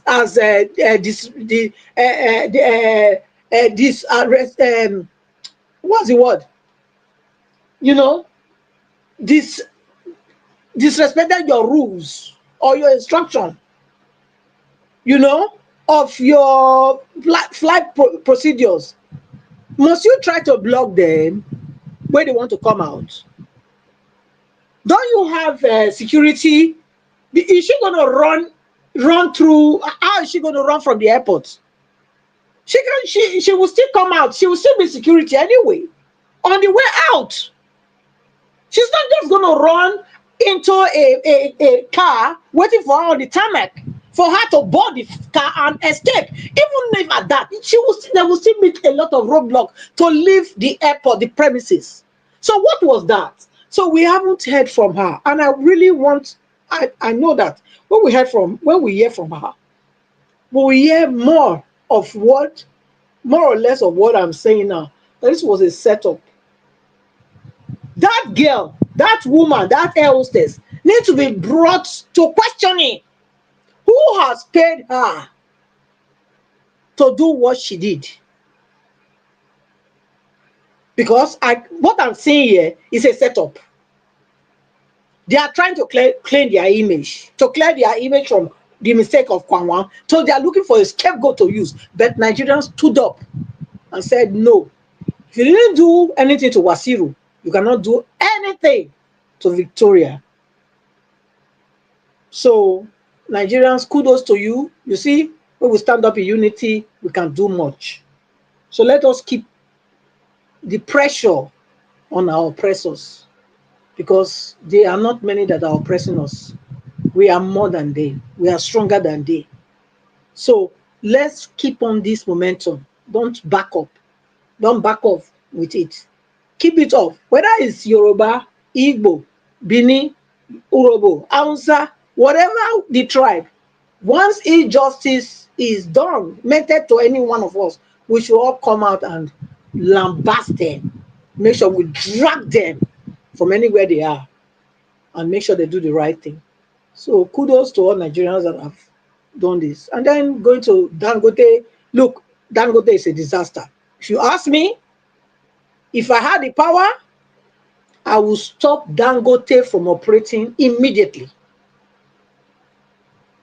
Because how many employees does Dangote have that gave him that temerity to be abusing the roads in Nigeria? Temerity. How many employees? How many people does Dangote really employ in Nigeria? Oh, they sing it in her eyes. Oh, if our own want to do this, we want to kill it. We want to look. All these Rufai, all of you in our eyes, una get big problem. Now, not be problem of Nigeria. Dangote, he came. Dangote killed every other person that is competing with him. Is that a fair market? No. It's not a fair market, and it shouldn't be like that.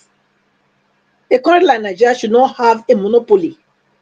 Nobody should have monopoly over anything.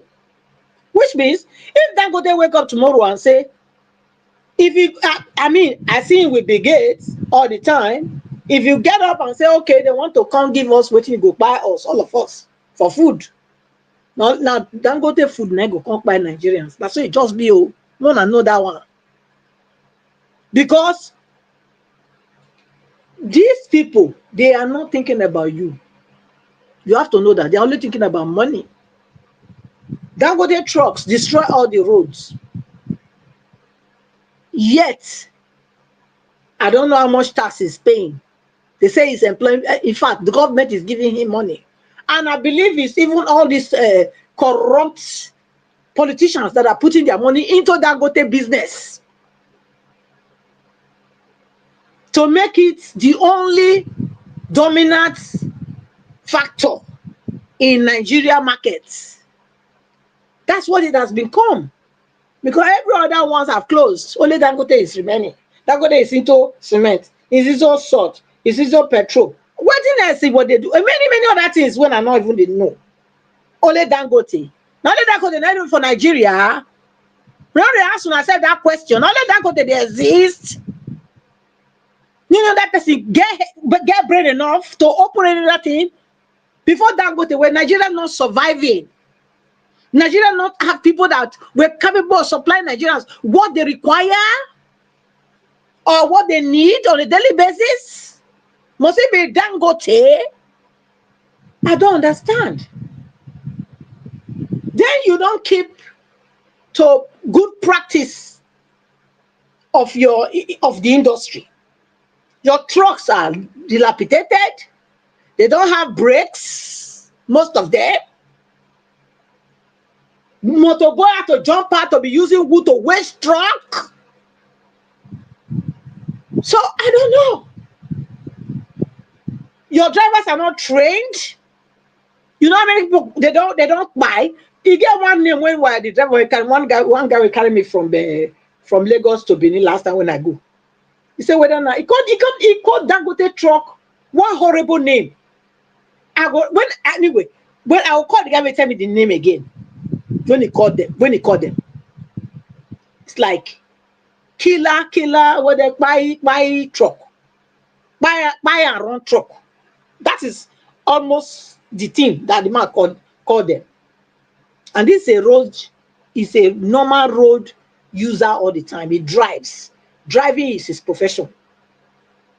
So he has seen a lot of havoc that Dangote truck has caused. So Dangote, people are praising him and in rise. And in Nigeria, I want to only the one when he come up, they want to kill him. How? You know how many people Dangote is killing with this is philanthropist, capital philanthropist, philanthropism that is doing. You know how many?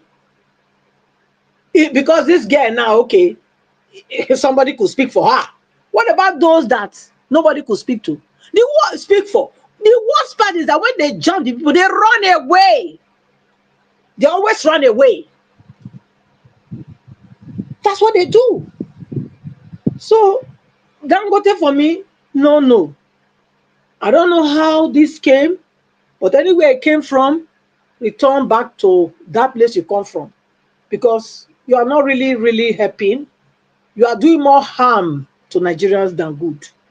That's what I see in your capital philanthropism.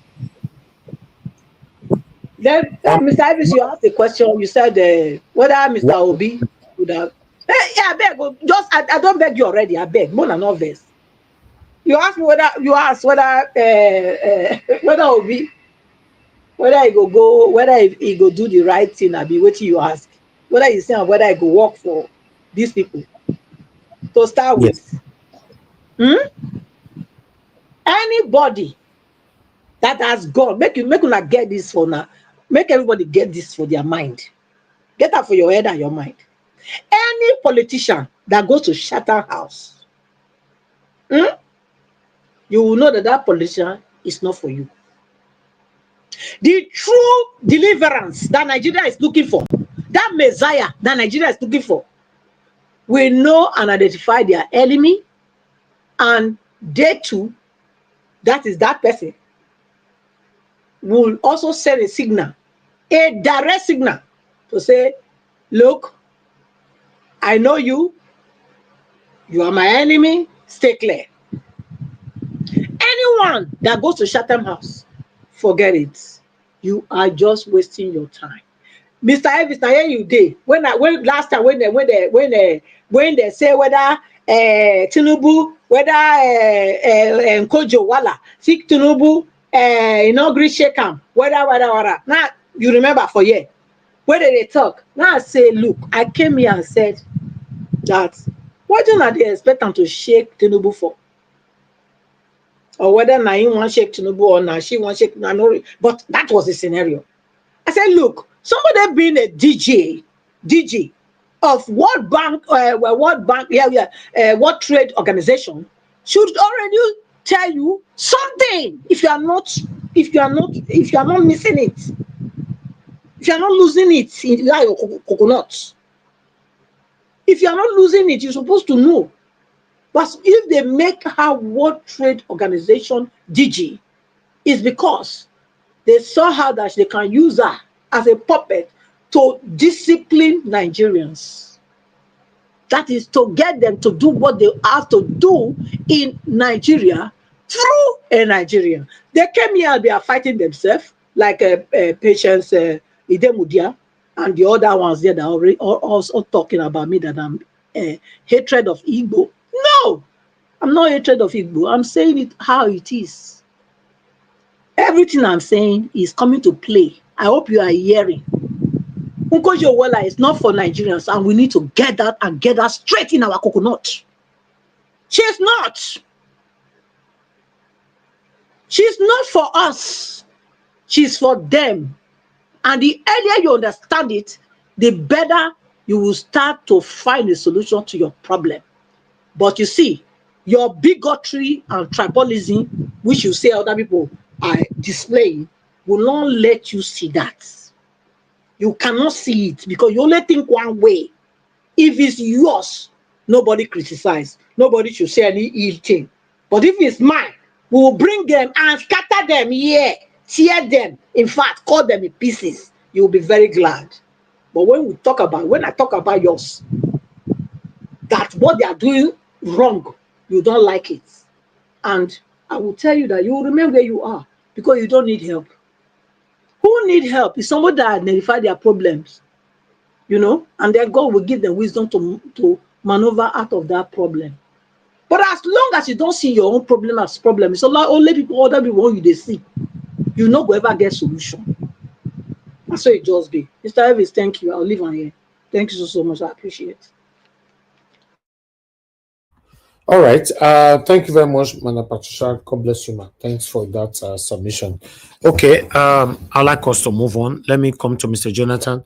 Mr. Jonathan, thank you, sir. Good evening to you. Please talk to us. Thank you. Mr. Elvis, I greet you. I give you happy Saturday, happy weekend. God bless you.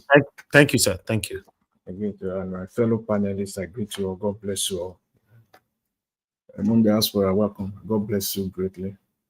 All the commenters, all the callers, I greet you all. God bless you all abundantly. You are welcome. As far as World Trade Organization is concerned, let me just start off by saying this. It's a toothless organization. And when I say toothless, that toothless in capital is toothless. It has no power of any kind. The best you can arrogate to it is what Madam Patricia said. And I'm glad she said that, so I'll just leave it there, just to as far as World Trade Organization is concerned. There's no time to even be talking about that, but just know that it's a toothless intergovernmental organization. The very best is to put someone there that they can use to get to like a country like Nigeria. So we just leave that there.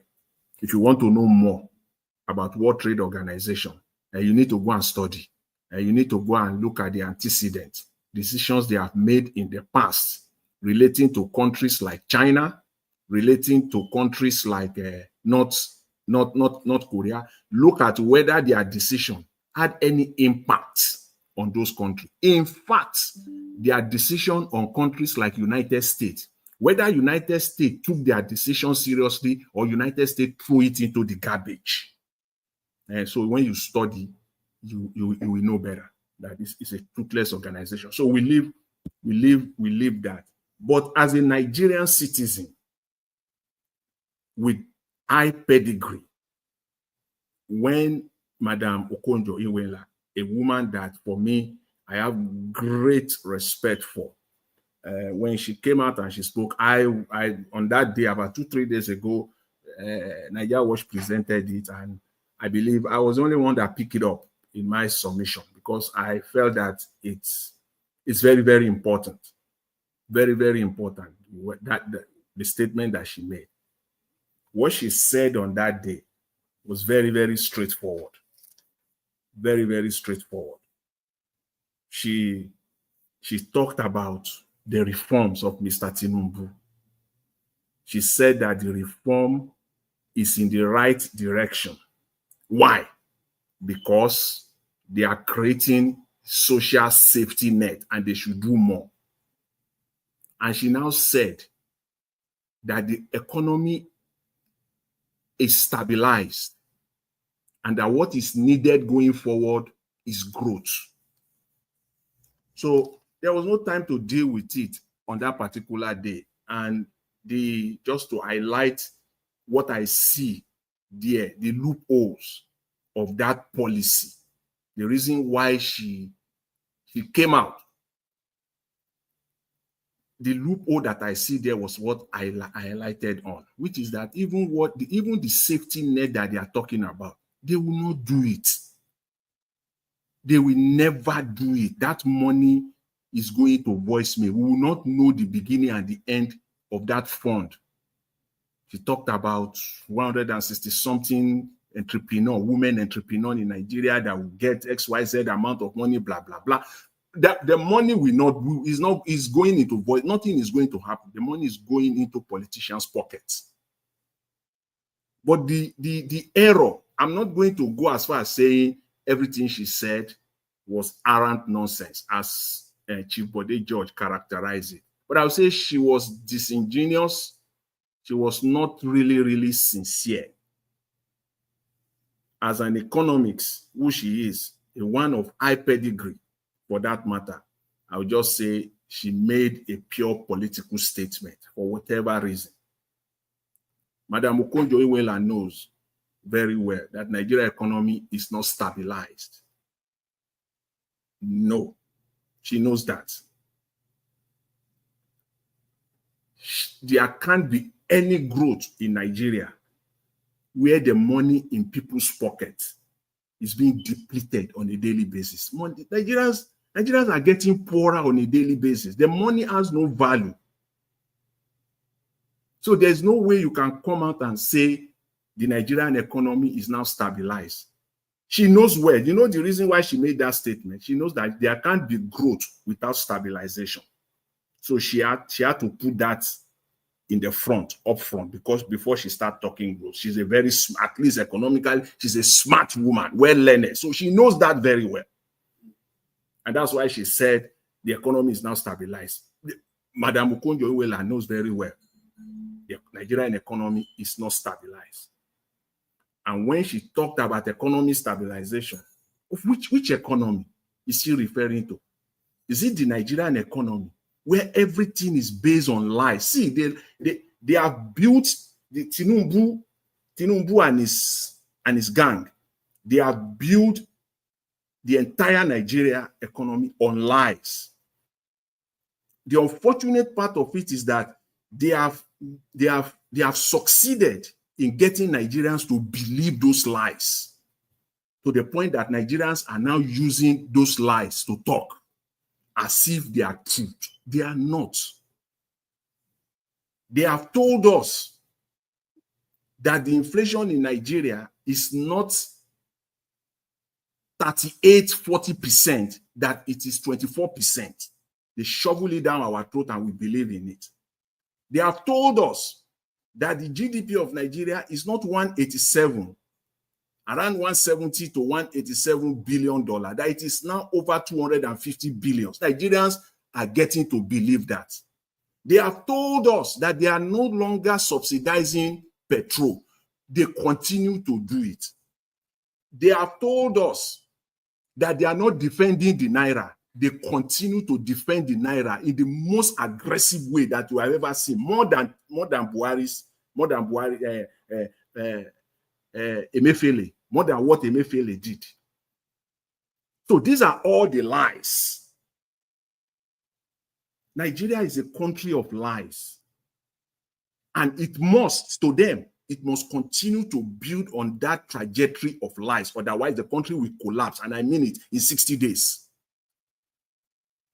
The Nigerian economy will collapse completely in 60 days. The only way is that those lies must continue in the most aggressive way. If they take those lies away out of the Nigerian system, the Nigerian economy will not, the maximum will be 60 days. And I mean 60 days, less than a quarter, 60 days, Nigeria, there will be nothing like Nigerian economy again. Because they have to continue to tell us that the Naira, to them, that the Naira is okay. No, the Naira is not okay. You are borrowing money to defend the Naira. But they have to pretend to Nigerians that they are giving money to the subnationals, the state, so that we think that it is this money that they are getting, that they are giving to the state. No. The lie is too much, it's so massive. And Nigerians have come to believe it. Just the same way Nigerians have come, I don't understand. Nigerians have come to believe the criminal numbers of Yakubu of 2023 that he declared. That today, everybody, even on social media, when they want to talk about 2027, they will be using Yakubu's criminal numbers to analyze 2027. They have believed that number to the point where anybody wants to talk today, they will go back to that criminal number. And if you are using those criminal numbers, your analysis of 2027 can never be right. It can never be right because you are using false indices, false indicators, false numbers to analyze it. It can never be right. The same way they are doing with the economy. Madam Okonjo Iweala knows if she uses 35% inflation rate, if she apply 170 or 180 billion naira GDP, if she confess and agree and be sincere that they are defending the naira, if she confess and be open to Nigerians that they are still subsidizing petrol, no way she will say the economy is stabilized. She can never, as an economist. She knows that she will be massacred on the spot. She can't do that. So they got to stay on all these lies. They are taking more money from Nigerians. Unfortunately, Nigerians don't get to react. They don't know these things until it hits them. Come January 2026, Nigerians will be paying 5% on petrol, on every petrol that you purchase in Nigeria.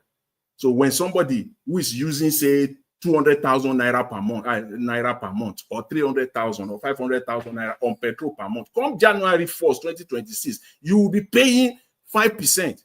And those that are using, say, 500,000 naira or 400,000 naira per week on petrol, you pay 5%. That means that you'll be paying 100 or 150%, 100,000 to 100,000 naira more every month on petrol. That is money you are taking away from people. Nigerians don't know this. This already has been set. It's a law already. Come January 2026, they will be taking more money. Already, people are being paid poverty wages, and the government continue. The government set to be taking more from their pocket, and yet they will say the economy is stabilized. How? How? We have a long way to go in Nigeria, and I don't see any part how this government can survive. I don't see any part how the Nigerian economy can survive unless they begin to do the needful. Cut on government, the cost of governance. Cut deeply on it. Reduce all the wastages. We all can see the wastages. The cost of governance is too massive in Nigeria. If they cut it, then there will be money. This cost of governance that we're talking about is running to trillions of naira. These wastages that we're talking about is hovering around trillions of naira.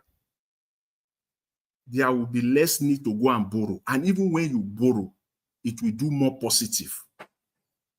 Because you will not be borrowing to be defending the naira. They are defending that naira, that 1,500, that 1,600 that you are seeing today. Let the central bank of, and I'm not just saying it, a man, a well-learned man, the video that you showed today, I'm glad the former SDP presidential candidate 2023, Adebayo, was on channels a couple of days ago, or was it yesterday?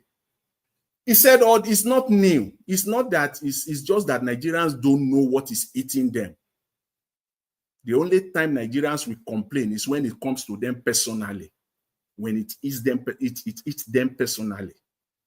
They are doing all these things. If the Central Bank of Nigeria stopped to defend that naira, I say naira will be around 3,000 naira to a dollar. 3,000 naira to a dollar. And because they want to borrow and they want to continue to borrow, they have to give us a crooked GDP number, a crooked inflation number. The country is built on lies and continue to thrive on lies. And as they say, the lies can go on for decades. It takes only one day for truth to meet up. And when that truth meets up with these people, it will not be so palatable for Nigerians. What we need is a total change. We need the right person to lead Nigeria. And for someone like Mr. Peter Obi, he's not a saint. He's not a perfect man. It just happens that at this present moment, he is the only one. And I use only. Please, if you have any other, let's talk about it. It's good for us so that we can begin to compare. Somebody talked earlier today, I think one of the callers, he talked about Donald Duke. Fine. Let Donald Duke throw himself now into the picture. Throw himself out. I know, yes, he did wonderful thing when he was governor and all the rest of it. But let Donald Duke throw himself into the picture so that Nigeria can see him. We can also go deeper. See, there is no Nigerian politician that will survive if scrutinized 5%, and I mean 5% the way Peter Obi has been scrutinized. That politician will enter house forever. They will have forgotten him for life. Just 5%, the way a politician like Peter Obi has been scrutinized, continue to be scrutinized on a daily basis. I would like Donald Duke to come out the same way, and so that Nigeria can see him too. So throw those names out and let those individuals also throw themselves into the picture. It is good for us. Yes, so that we can see and we can analyze and know which one is better, which one is best for us.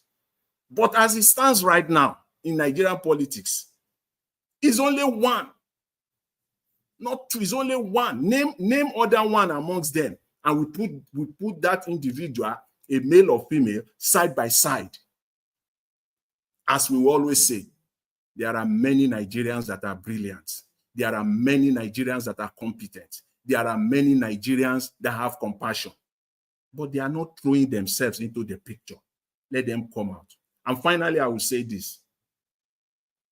If Madam Okonjo Iweala believes that the economy is stabilized and that what is needed is growth, let her throw herself. Yeah, let her throw herself into the picture also. But one thing is this: she will not even agree to work for Mr. Tinubu. So what she said was just disingenuous. It's not fair to Nigerians. The Nigeria economy is not stabilized, so there can't be any growth. Thank you, Mr. Elvis. I'll leave it there for now. Thank you, Mr. Jonathan. Thank you, sir. Thank you. Casey, if you are there, please talk to us. Casey, you are not there right now. Mama Isho, if you are there, please talk to us.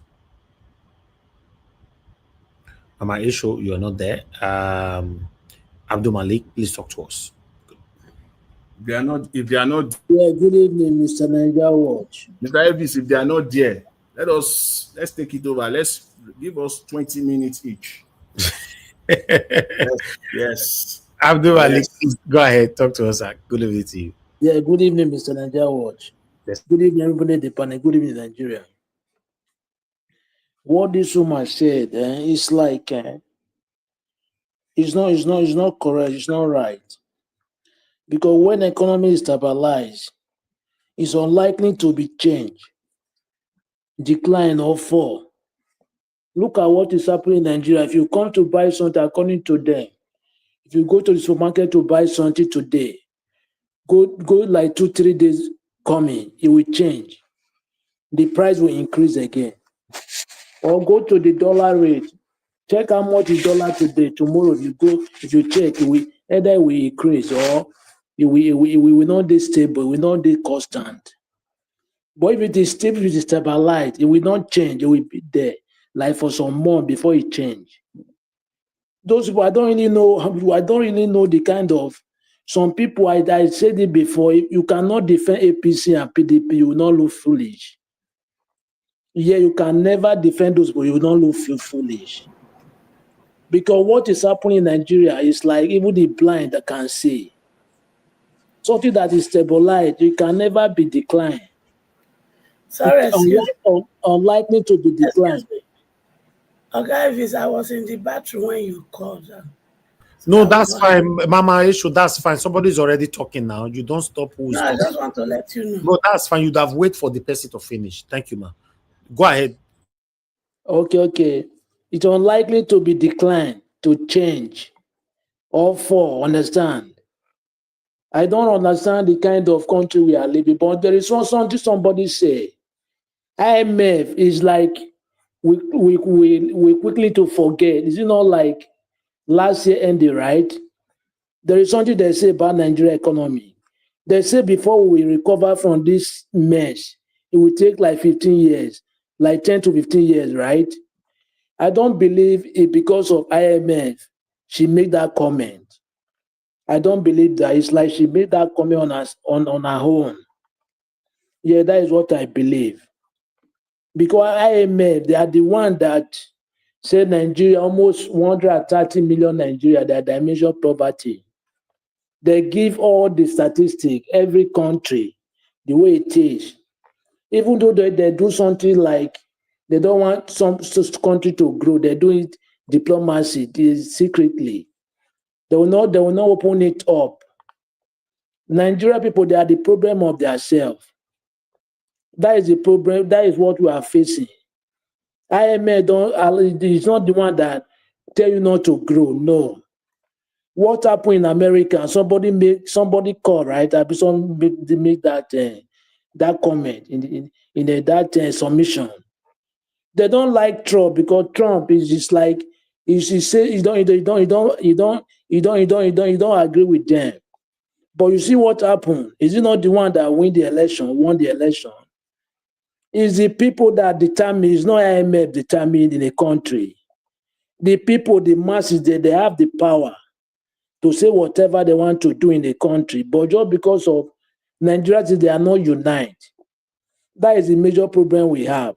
Just take a look now. Some people now, no matter how the situation it is in Nigeria today, some gullible ones, all those tribalistic people, bigotry, they are still supporting APC. Imagine what Canadian embassy they say about those people. Look at the election, the by-election that they conducted today for some state. Look at the way they are operating. They are not terrorists. They are more than terrorist organization. It's only terrorist criminal that use force to collect what you don't belong to him or her. It's what they are doing. They are more than terrorists for me. Because the way they are operating in that country is not normal something. It's not normal, it's abnormal. They don't govern country like this. That is the reason why we don't get it right, because most of the people that are fighting for one Nigeria, we are not even united. We are still fighting ourselves instead of, because those people that are causing pain for Nigeria people, they are everywhere in the country, everywhere, all the region. Yeah, there are only few people everywhere in the region, not only one particular region. You need to officially those people out to talk, to feed them out and talk to them, to deal with them. Not me and you. Me and you are not the problem of Nigeria. That's why we don't get it right. Look at what happened in Kwama. How can somebody, a plane is not a bike. How can you hold plane? How? Can somebody hold plane? It looks somehow, it looks stupid. Anything can happen in that country because of there is no law. That is the major thing. There is no law because the country, the way the country is, no law. Impunity. How can a country like that, how can, so sometimes you tell me somebody is marketing you how? Look at what Canada embassy say. Now everywhere you can, anywhere you are, you can watch anything you want to watch in your system. Everywhere, around the world, they are observing what is happening in Nigeria. Even the election, is it not European observer? They said that the election is not free and fair. They know, but they cannot do anything. They are waiting for the citizen. But this is that they cannot do anything on themselves. That is the major problem we have. They cannot come and help you, but you must start it first before United Nations, UN will involve. Yeah, that is how they work. But we citizens, they don't even, if they give you 20,000, how much is it going to, how many times? It's not even going to take you for one day. Three meal is finished. You will suffer for 8 years. Imagine.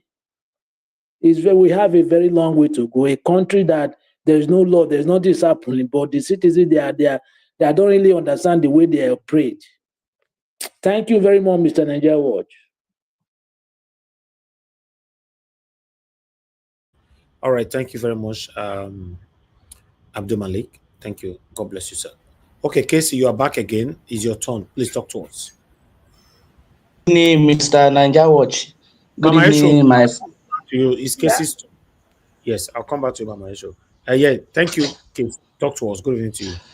I'm sorry about my connection the other time. I wanted to unmute my mic and the thing just went off.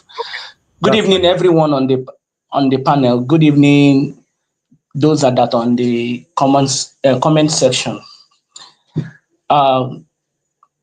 Elvis, I want to thank you for your first submission before the program started concerning what you complained about initially concerning my people not coming out to talk when they needed to talk. And that is one of the greatest problems my people are facing, which is affecting our unity, at the same time causing division among us. Because I believe if we're able to conquer that, we'll be able to align together and we would have been able to do a lot in the Southeast precisely. Let me come to what let me continue from where Mr. Jonathan stopped. I was enjoying his submission before what happened to my network. The only thing I want to beg Mr. Jonathan for next time when he's speaking, please help us be breaking down your grammar. You should understand that most of these words that you are using, many of us doesn't understand it back here at home. And that is what the government is using to deceive our people. When they bring out these narratives on precisely on the economy, and they want to feed Nigerians with these lies, what they do is that they will go and look for someone that people love in that area, people see as an icon in that area, and bring him to come and speak for them. And once that person speak, whether that person is saying the right thing or is saying the wrong thing, they believe that Nigerians will jump on the narrative and beginning to say, oh, the government is doing well. They don't have the knowledge to analyze whether what the person is saying is true or not, because take it, most Nigerians are ignorant. They don't even know what GDP is. They don't even know what purchasing power means. They don't even know how to throw these numbers.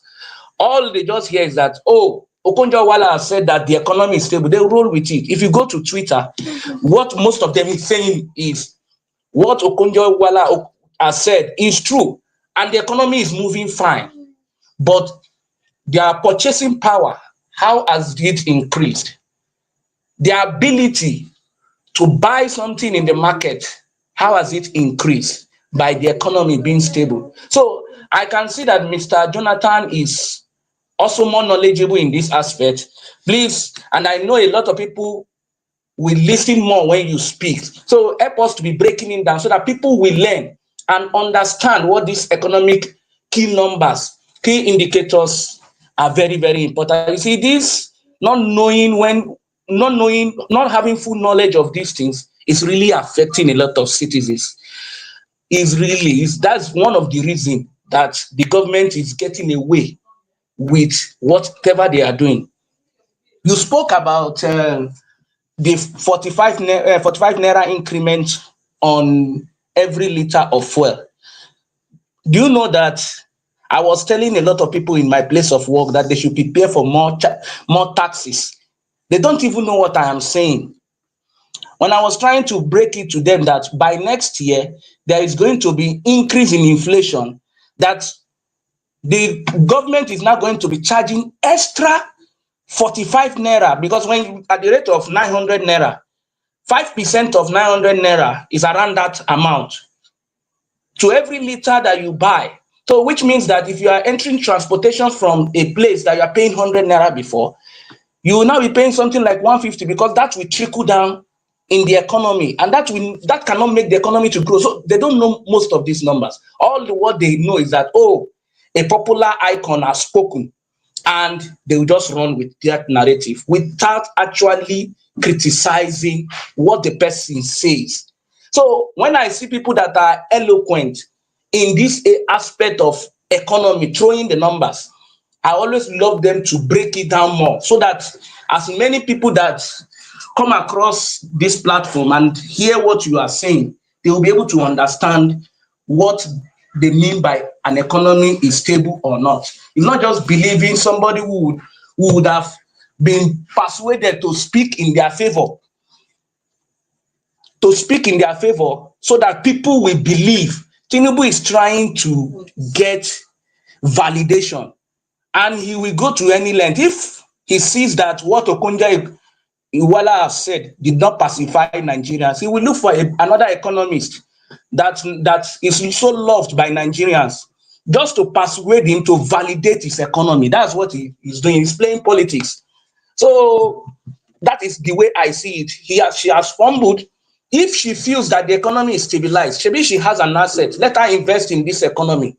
I challenge her, let her invest her savings in this economy. If she believes that the economy is now stable, let her invest in the economy. That is, at least they said charity begins at home.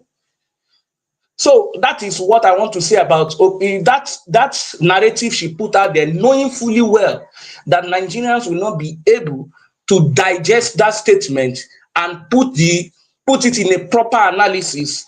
He knows that people that they have paid 1 or 2 naira on the social media will run with it that yes, Okonjo Iweala have identified the government, that the government is doing well. All what Tinubu wants to achieve is that Okonjo Iweala has validated his policy. That's what he wants to hear.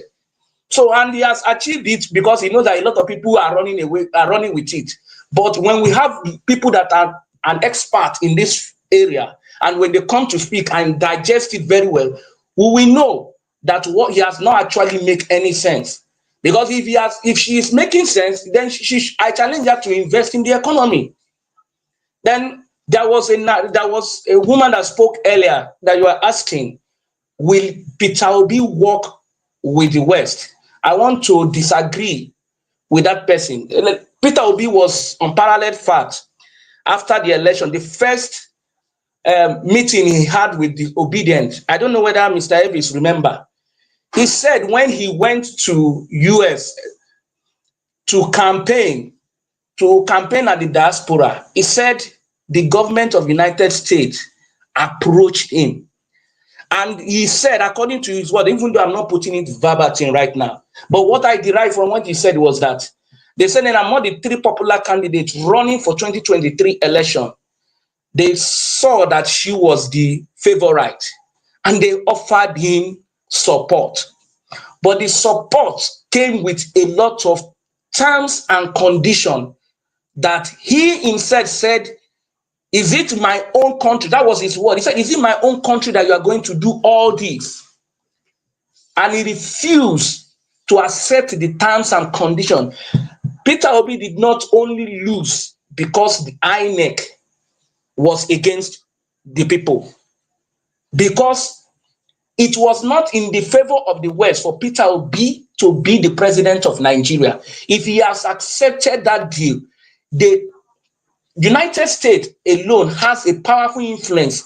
They know what to do to have removed Tinubu during that election, if it was in their favor. But they didn't do it because Peter Obi did not agree to the deal.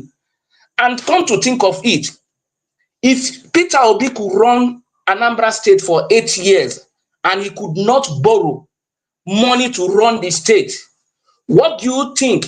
When you talk about geopolitics, for example, geopolitics is about national interest. It's not about personal interest. When you talk about geopolitics, it's about national interest. Peter Obi will not be in the favor of the West because every loan that comes from the West comes with a critical condition that will continue to make Africans poor. And that is against Peter Obi's ideology. That is against Peter Obi's passion that he said he is desperate to see Nigeria work. His relationship with the West will be like the relationship of China to the United States. His relationship will be like that of the Russia to the United States. That's how it's going to be. And Nigeria will have enough at their scorecard to bargain well because he does not have cockroach in his cupboard. Peter Obi will be in a good position to bargain because he doesn't have anything to be blackmailed on. But it will never be in the favor of the West because take it. Most of the things that are produced here, that they are getting the minerals, resources, the resources from Africa at the cheaper rate.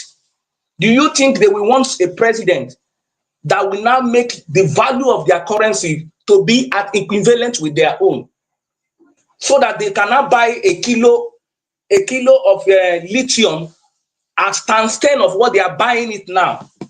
So these are the issues. Peter Obi is not fighting for himself. If he was desperate, he would have won, even with the rigging. He will still win that 2023 election, and INEC would have declared him because America has what it takes to have removed Tinubu from that election. Until today, it is still alleged that America is still claiming that Tinubu is their asset, and they have not come and denied it. So we should know that the man is, for him to stand the way he stands, he's not standing for himself, he's standing for the entire, people see him beyond Nigeria, they see him as an icon. The last time he came, he was planning to come to Ghana to speak. Remember, the Ghanaian government cancelled that event. He, Malema, and one other person from Malawi. Well, there's one other activist that was coming from Malawi. Two of them was coming to Ghana to speak to the Africans that are in Ghana. They cancelled that program. When this guy, when this man speaks, he lifts up the unity of Africa. So we should know what Peter Obi is fighting for. It's not just about positioning Nigeria to begin to have the power that they have within themselves. Nigeria has what it takes to compete with those global powers because we don't actually need anything from them. We don't actually need anything from them. We have All what right. it takes to be sustained. Thank you.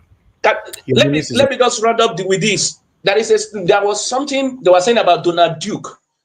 Who did Donald Duke supported in 2023 election? Donald Duke supported Peter Obi. If Peter Obi was president of Nigeria today, you would have seen Donald Duke in his cabinet because I know Donald Duke worked for Peter Obi in 2023 election. We should understand something. Donald Duke is another good candidate, but can you withstand what Peter Obi is withstanding right now? Can he go through what Peter Obi is going through right now? Can he be torn apart the way Peter Obi is being torn apart? He knows. And that is why he didn't come out to run for presidency. But that doesn't mean that he's not a credible candidate. He's a credible candidate. But he measured his clothes according to his size. Let me stop here. Thank you very much. All right. Thank you very much, Casey, for your wonderful submission. God bless you. I'm grateful. Mama Esho, please talk to us. Yeah. Thank you. Greeting, beloved Elvis. Greeting, Mommy Diaspora. Greeting, everyone in the panelists. Greeting the listener. Greeting the viewer, the commenter, and those who will listen later. You see, when I talk in rage. When I talk in anger. Reason is because I have seen what the West has done to us, using our people back home that has a skeleton in their cupboard, which they are using to hold them, to make them their puppet. And I'm glad to some extent, Peter Obi has no such skeleton. Also with Shore, both of them have no such skeleton in their cupboard, for which they will hold them in their brokers. That is why you see me saying if only those two can come together, my children home and abroad, they will support them and the work will be easy for us. So that when we enter into power, knowing fully well some of my children will take over the House of Rep and House of Senate, it will be much easier because they will speak in one voice, they will speak in one mind. They will be able to stand together to say to the West, yes, if you want our minerals, instead of coming to create war insecurity in order for you to get it cheap or illegally, come and buy it legitimate for us. Use it to produce what you want to produce. Then we buy. But the case is not so right now. They want to get it free or cheap, bring it here to use it to produce something, and they sell it back to us expensively. So that is why you see this insecurity you are seeing. Their hand is not far from it. And our people can say nothing because some of them, they have skeleton that if it is exposed today, it will cause a lot of calamity. So, and one thing is certain, which the Bible says, only the truth shall set a man free. It is only the truth that can set us free as a nation, as a people. We have to stand by the truth no matter what the cost is. And for Atungozi, you disappoint us. Let's call a spade a spade. You have opportunity to meet with my senior boyfriend, Chief Tinubu. As a mother, I expected you to look at him in the face and tell him the bitter truth. Auntie Ngozi, can't you see what they've turned the younger generation to become? Can't you see? Can't you see that your daughters, my daughters, they are doing what they call prostitution in the name of hookup or losho? Does that make you proud? Look at our young boys, so smart and intelligent. Can't you see they've turned them to become Yahoo, what they call scam and fraud? Do you see that what that alone has cost us as a people? That even the legitimate, good, gentle people in our midst, when they travel, they are being looked down upon because they are Nigeria. And some people have stained our garment. And you go see, you fall my hand. You fall a lot of Nigerian hands. As a mother, I expect you to know that as a mother, you are supposed to look at that man in the face and say, look, what you are doing, your policy is not helping this younger generation. They are messed up. But we can still redeem them if only we can change the policy. Then with your position and your understanding, you are supposed to give him key points that he will use in the next 2 years to turn this around. But rather you went there like other hypocrites that talk from both sides of the man. You did the same thing. What a shame. Auntie Ngozi, this is a shame. You did not stand for this younger one as a mother. You just display a situation of somebody that when he entered there, they gave her a brown envelope or they gave her a Ghana must go allegedly, and you perverted truth. Do you like what is happening to this younger one? Do you like it? And you guys, let me bubble your head. Most of these young ones, other Nigerians like them, deceive them.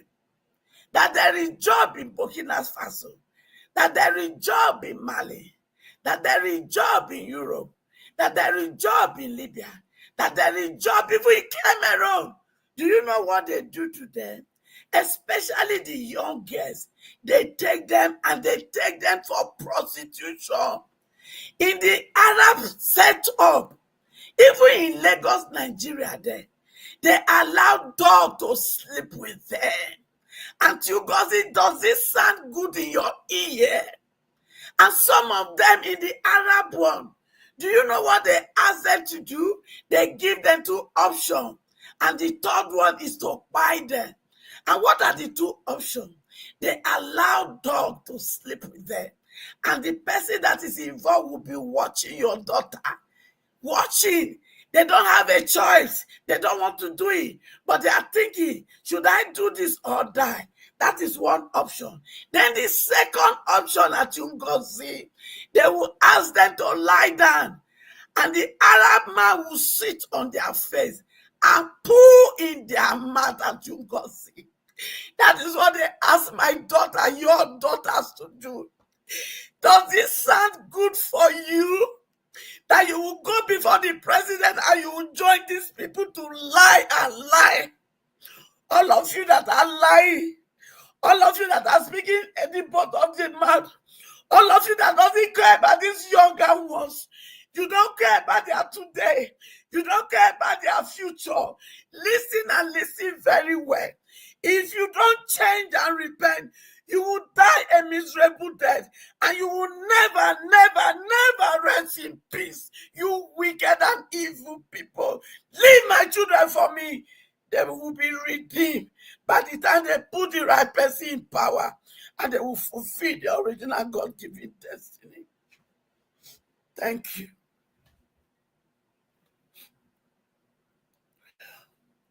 All right, Mama Isho, thank you very much for that submission. Though it's a very emotional submission. Yeah, it's bound to happen like that sometimes, especially when you get disappointed with those that you trust, and you begin to ask yourself why are they doing what they are doing. Even though we have satanic supporters that like them, that love them, even though nobody sent them to love them, that will always defend them for their wrongdoings. They will come on by saying, oh, what he wanted to say. Oh, what she wanted to say. We know these people. But let's continue to speak truth to power. It doesn't matter if it's your father, your mother, your brother, your sister, your wife, your relatives that is involved. Say it how it is. That's the only way we can have that better Nigeria, if really we want to have a better Nigeria. If you know you cannot say it how it is when it comes to your father, your mother, when it happens to other people's father and mother, shut up your mouth. Don't say anything. Thank you very much, my people. I appreciate you all.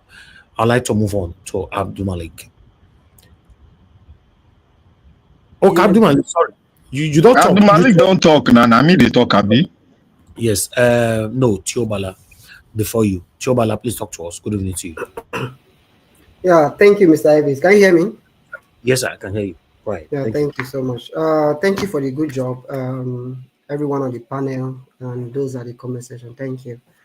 First of all, I also want to praise you for the manner at which we are asking people questions when they were calling in, and if you can also extend the same measure for people on the panel, it will also be nice. And maybe it will not be easy, but at least it's very, very okay. And regarding the question you asked, Madam, I can't really figure out the name clearly. I think she actually answered that question right, 100% in my own view.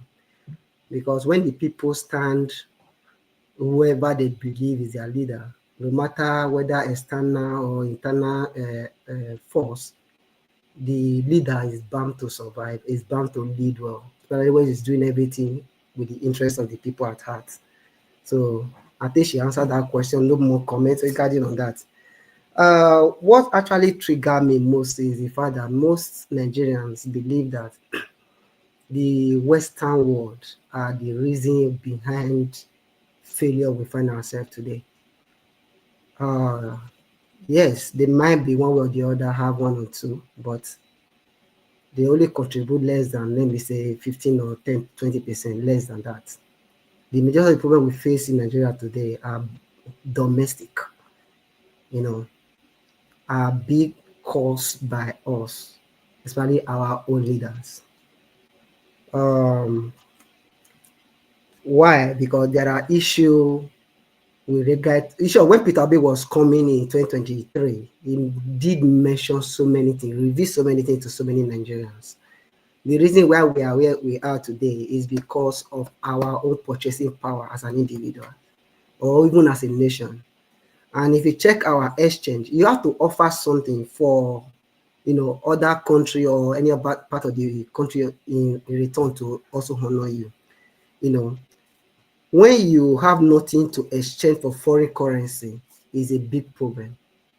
That's why Peter Obi comes with the idea of what? Consumption to what? To production. So that is just by the way. First of all, I would like to really make some comment regarding what Okonjo Iweala actually said. Yeah, it would be unfair for her to say the economy is stable. If you are use the word maybe partial stability, it will still be considerable to some extent. And I will not still agree on that, even because before Tinubu came into power, we have exchange rates that was below 300 thereabouts. Of a sudden, within a space of 1 year, the exchange rate skyrocketed to $1,700, even $2,000 as the case may be. Not until they now have a benchmark currently with the maybe 1,500, 1,550, and is moving within that range. Maybe because of some of the policy measure that they've actually put in place, regarding this what's it called, printing of naira and some other stuff they actually bring it in, and like removing of fuel subsidy and unifying the exchange rate. But there is still some level of criticism regarding that, because most, especially regarding the what's it called, removal of fuel subsidy, that is not being directed to solving the actual problem that we find today. Yeah, on a micro level, we have partial stability regarding the exchange rate, like I mentioned. But we also argue, was the exchange rate bench at 1,500 before? No. The fact that the exchange rate now dancing between those 1,500, 155, 1,500, those things, that you're not making it stable, fine. But she also makes some statement that all we expect right now is growth. That is where cost of governance has to come inside. Production productivity, that's in the massive productivity, has to also come inside. Because at the micro level, it is not, it might be partially stable, but in a micro level, like, the one that affects the individual household and all of that, it is not stable at all. Many Nigerians cannot even afford to buy water, to get water into their house. The list is very difficult for many Nigerians at the moment. And he mentioned regarding those safety nets and all of that, which is fine. If you check the safety net over time that the federal government of the day have implemented, have not been working optimally, like the conditional cash transfer they have been doing. This fall into the hands of the politicians. You have to go and register for them to, give you this money and all of that. I know how it happened. Whenever you want to go and register at your ward level, they will check your political affiliation and all of that. So we found out that the cash transfer is not really working as it's supposed. Now let's talk about those social investment programs, like those Empower, that it was during good luck of Buhari program. So, and the Empower as we see today is no longer functioning as expected. And even the fuel subsidy removal that's supposed to have been redirected into solving maybe welfare, or maybe directing into those micro, small, and medium enterprises for small businesses and all of that, for them to foster. Those ones is not being done properly well. And those small businesses, they need lights, and they don't have lights for them to function. So that is the issue we face in the country currently. So it will be unfair when you don't live in the country. Maybe you from one or two places you came in because of one of your policies, or what you think because of the women empowerment. That's the main reason why it was even in Tinubu's office in the first place. That make you start thinking that Nigeria economy is stable. I think is not totally good in my own view. That brings me back to the issue of people always saying the foreigners are the one responsible for our problem and all of that. If Nigeria can, on their own, work on the critical sector, we know Nigeria need to produce. For a nation to be able to maintain its currency, and for the purchasing power of an individual person living in that country to be okay, at least you need to have stable power supply and many other social amenities. So if all these things are being put in place, it's not the foreigners that is telling Nigeria not to do that. Because it baffles me so much, to the extent that every comment, the Western world, the Western world, the Western world, there are forces everywhere, including the people, the government in America. They also face forces, like what some of panelists actually alluded to earlier. When Donald Trump was even contesting for power, you see what happened to him. Many gunshots, many things, sorry, I'm using some words, many things happened to him during this period. Even on his first day in office, see how he signed executive bill, to remove some certain things. It happens. In America, it happened at some point that some people that was living, just living on this social care, whereby they don't go to work, they don't do anything. It is the responsibility of the government to ensure that they sign these the big beautiful bills and all of that. One of those things that affected some others, at least you should be able to work before you can't say, okay, you are not sick, you are not facing any issue, but you just want government to be giving you money. So the government was able to come to that full realization that we can no longer continue this anywhere. So many things happening in Nigeria. Feed the what's it called? What is it? Feed the bottle kind of government that we have in the country, whereby the states we have to go to Abuja to go and collect monthly allocation. What is a feed the bottle system of government? It's not going to work. You need, as a president, come up with a productive mindset. You should have a sub-nationals. Sub-national in the sense that at least if we have regional, not really regional government, a sub-national whereby each state can develop their own resources, utilize the resources for their own good, then remit some percentage to the federal. With that, Nigeria will be a competitive environment where people states can develop, grow their own product. Then, in turn, Nigeria economy in general will be booming. So those are the aspects we should be looking into. Not Western world telling us not to do that. Okay, fine. The insecurity in the country today, despite the fact that we have some Western influence who are also giving these people some ammunition and all of that, it's also the responsibility of the government to ensure that you train your police personnel, you recruit more force into these militaries or whatever, so that they'll be able to manage this insecurity we find in our country. In addition to that, they should be provided with needed tools, standby vehicle, technology, and everything to be able to really work optimally. It's not the Western world that is stopping Nigeria not to do that. Okay, look at our educational system. It's in comatose. When I mean in comatose. Recently, I happened to have a conversation with some PhD students, master degree holders in Nigeria, who have, I don't know how to put it because I don't want to be specific in a way, who study a course that's supposed to help advance our technological system. But those people does not even know the tools they study, how it can be applied in solving real world problem. Why am I saying all of this? If you want to invent or talking about security or secret stuff you want to invent within your country, you need to have your in-house people that can develop sophisticated weapon and many other things for you, even in the economy as well.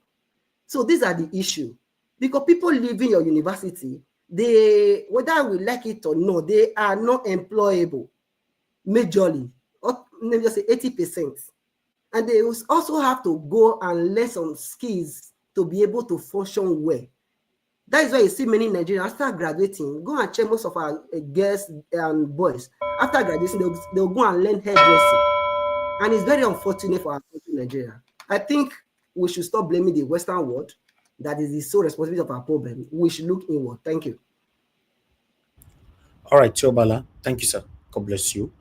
Black Panther, you are the final on the panel. Please talk to us. Okay, Nanjawo, thank you very much. Mommy Diaspora, may God bless you. And all other protocol observed. Today is another great day. Thank you. You brought the topic, and some of the panelists are diverting into areas that there's one word that I will say. He said, it's from the Bible. He said, when you have wisdom, make sure you get understanding very well. Because if you don't have understanding, you'll be like a man that went to the farm without his cutlass. That is what we are getting. Mr. Jonathan, I just want to thank you. I hope you're doing your PhD on world economy and some other areas you are just, because you have just tutored us and many of us understood what you are.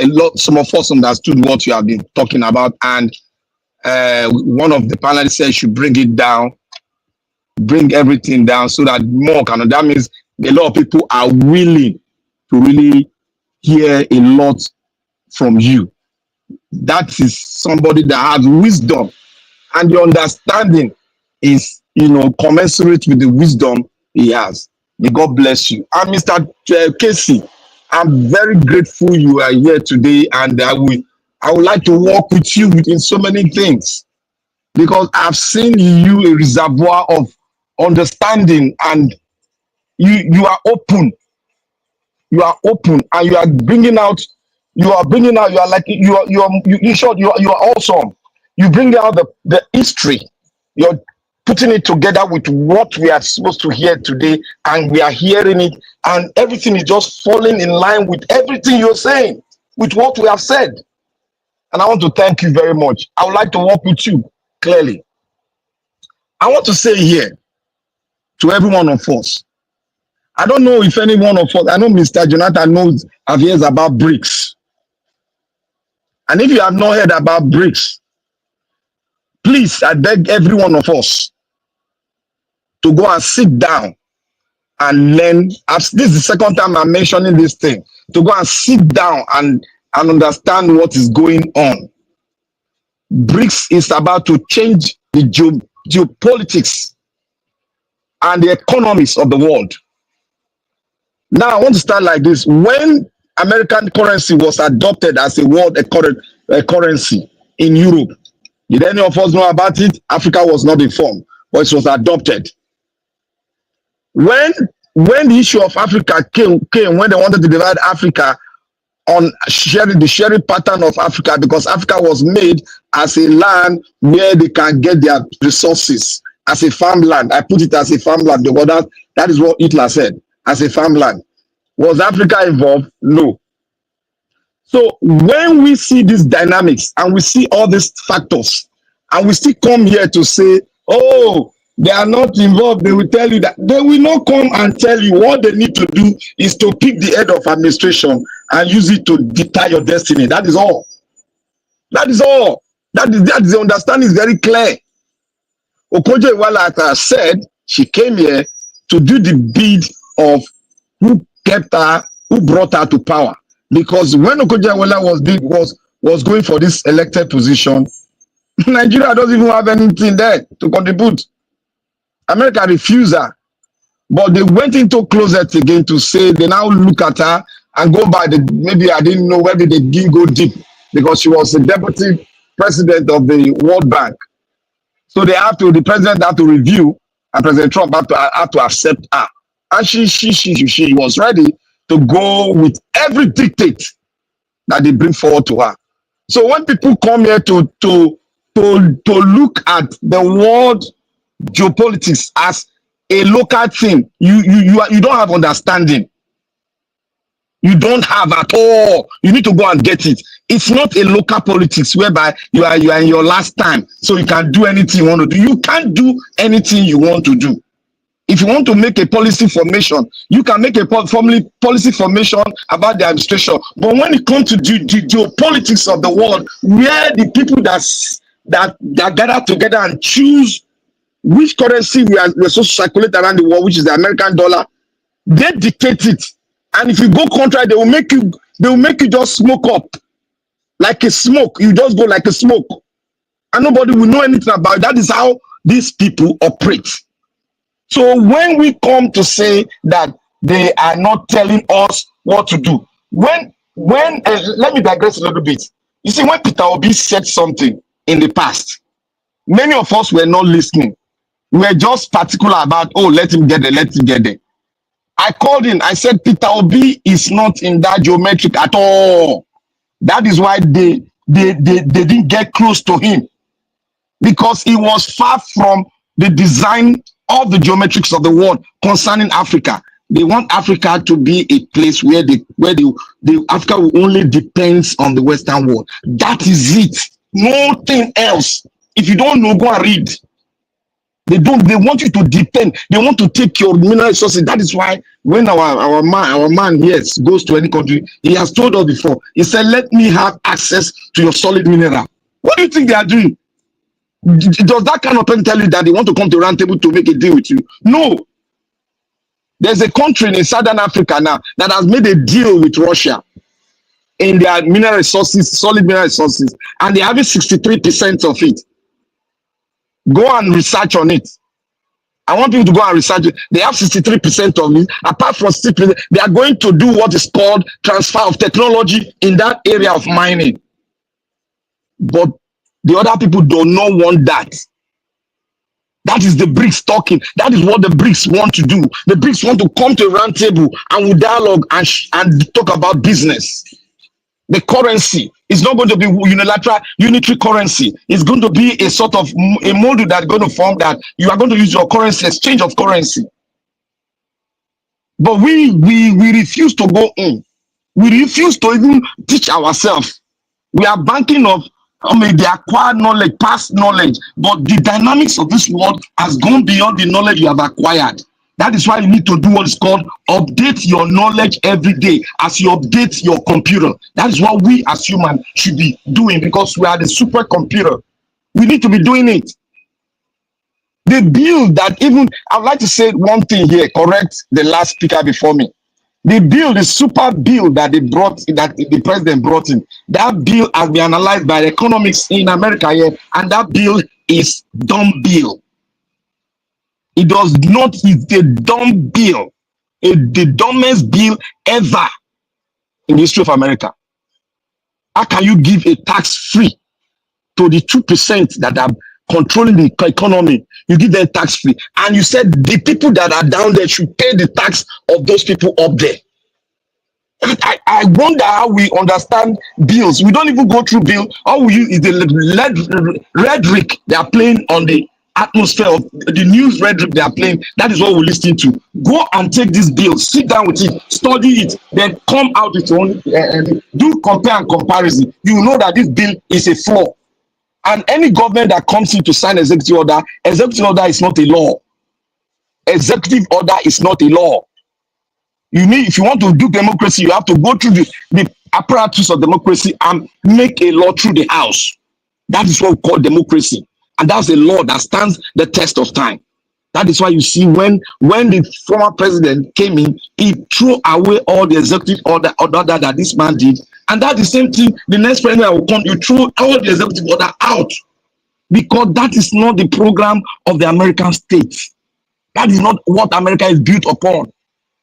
To tax the world. No. The bureaucracy we know. The dynamics we know. The geopolitics we know. But it's not built on what he is doing now. And to talk about it, he doesn't even have the power. If you know the constitution very well, he doesn't have the power to do what he's doing. It's for the speaker they gave him. He doesn't have the power. So let's put that aside. Now, Obi, do not go, we cannot work with the Western world because Obi is against the geopolitics that they are playing. When you say you want to produce, feed yourself and export, it is different. It is different, counterproductive to the geopolitics they are bringing forward.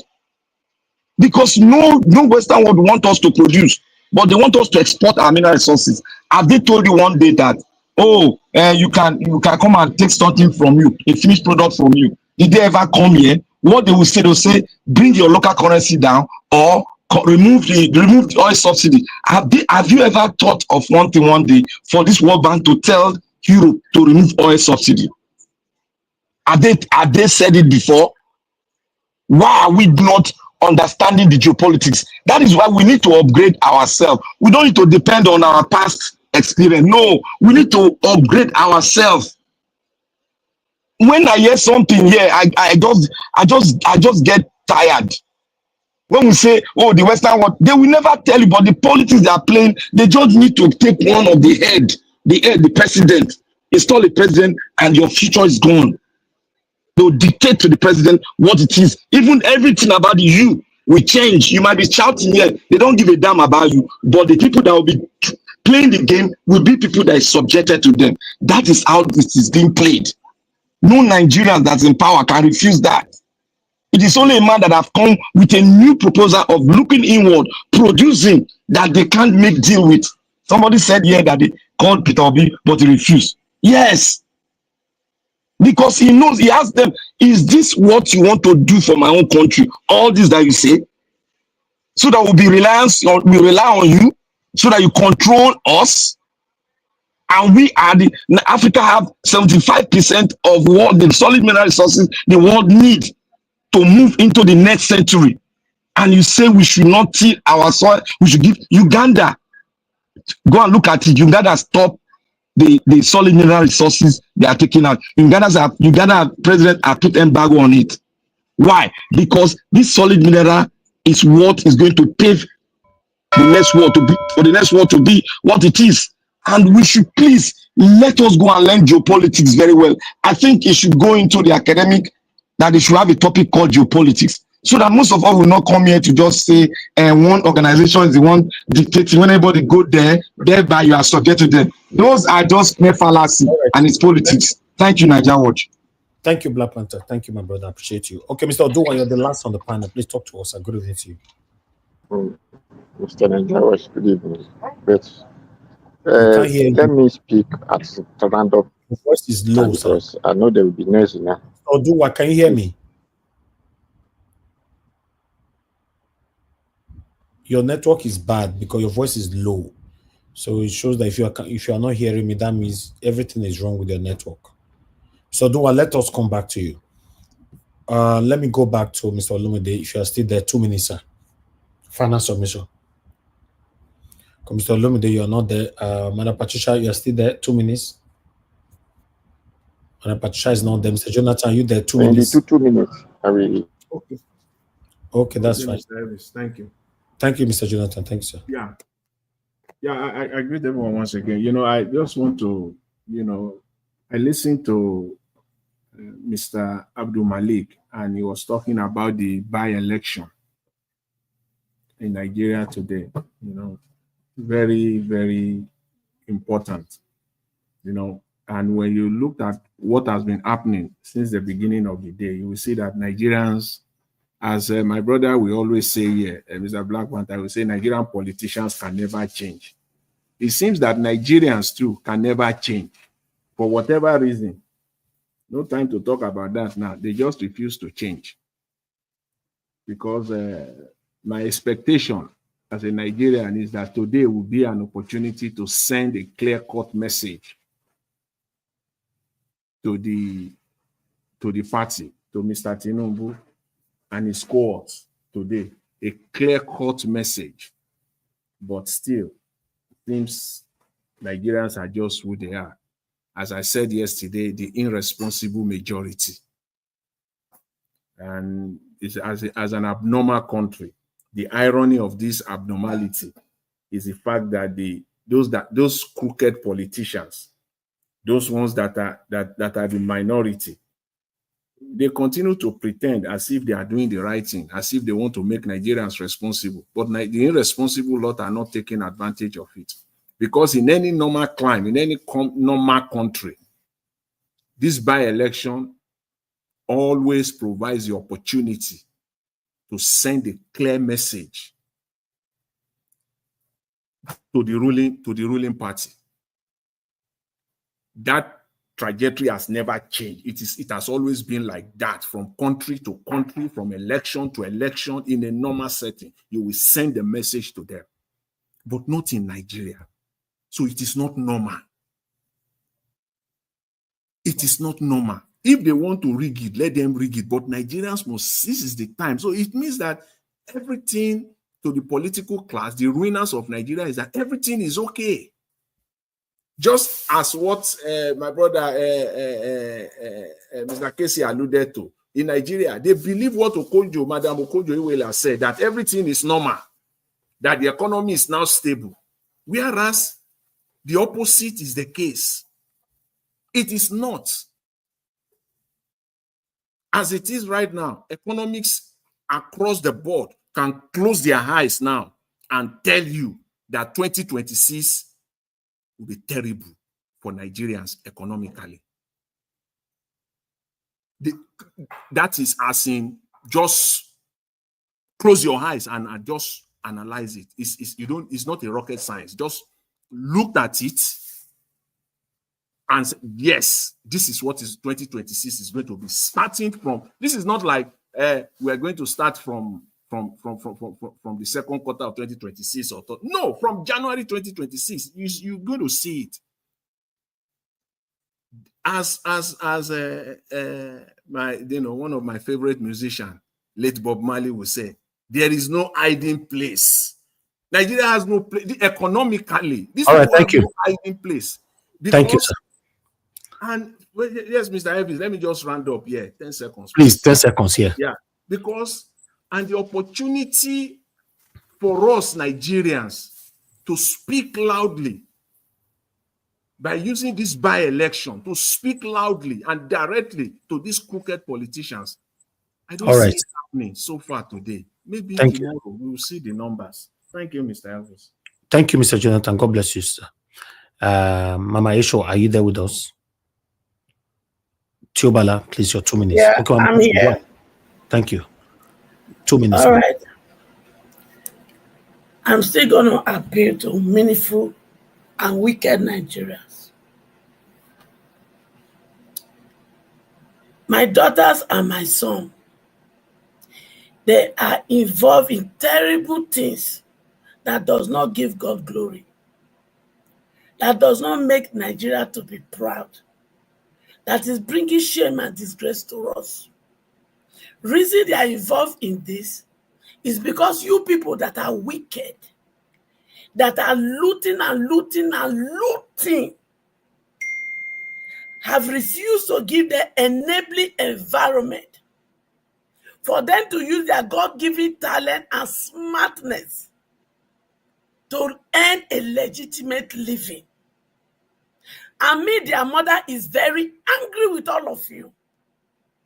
And that is why I have decided to stay in front with them while they follow me to fight this battle, so that we can drive all of you that have done this evil to them, drive them away from the system, so that they will get good leaders that will give them enabling environment for them to use their God-given talent and smartness to earn a legitimate living and stop this thing that has brought disgrace and shame to us as a people.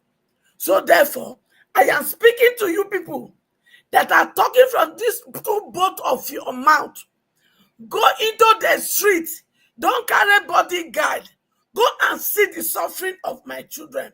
Go and see the suffering of Nigeria, so that you can stop this your looting.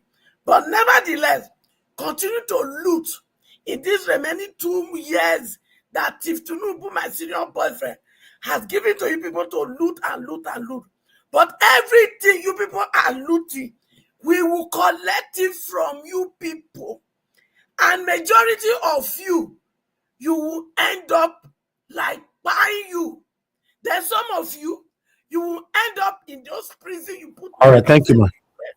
And at the end of the day, we will be taking you people to the farm, and you'll be eating watery beans.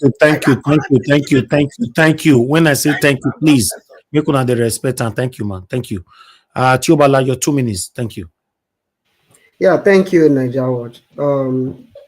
It's so unfortunate when many Nigerians have not woken up for their slumber. It's unfortunate because when you talk about mineral resources, it's fine. There is no two ways about that. That they want to come and take your mineral resources and all of that. Do you know the highest mineral resources or the highest resources is the human resources? As we speak today, many Nigerian talents are here in America, Canada, and many other countries across the world. And those talents are generating billions of dollars to the American government currently. I'm a living testimony to what I'm saying. I work with one of the big software organizations here in America. You know, one of the sectors we work on, just 5 of us, we work with the state of Arizona, New York, and many others. I know the software we develop for those, how much is generated for them. Okay, fine. That aside. Before now, we have resources in my own village. It takes the Chinese government, rather Chinese young boys, to come and convert that sand to what they use in making ceramic tiles today in those states. But we have an educational system that is not working, where we can process all these things in the lab. If it were, we can produce massive of all these things and export even at that. No. Foreign government is the problem we are facing in that country. Up to date, we are not producing. Then we are talking about mineral resources. When you and I have left our country as a resource to other foreign governments, is that not a shame? I told you just a few days ago, I was in a conversation with some person based on how I was trying to set up my teams and all of that in Nigeria. None of them, but these are scholars. We want a nation to develop. How?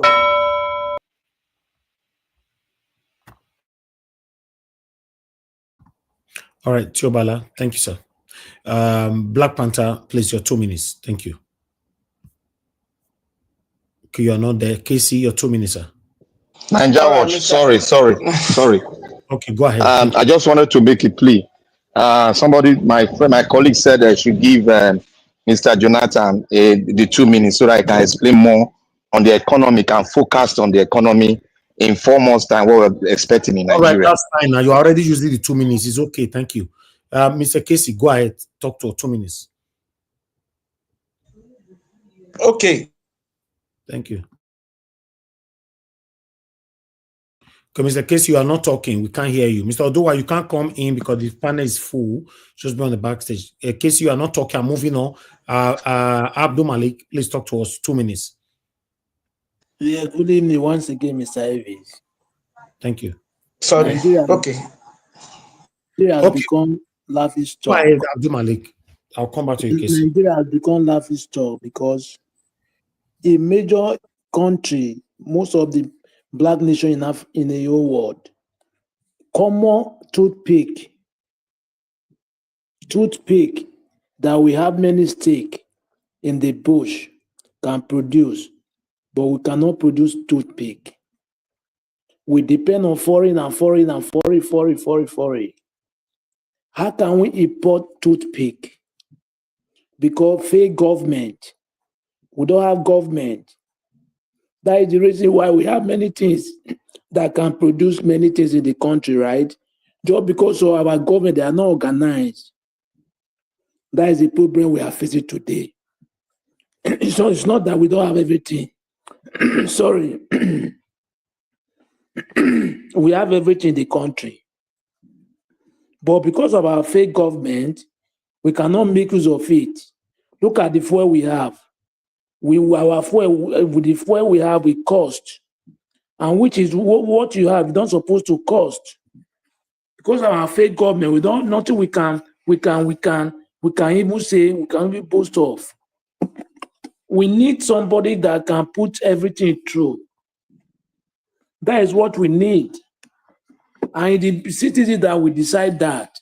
Look at what they do today. They will still repeat something like this, like 2027 presidential election.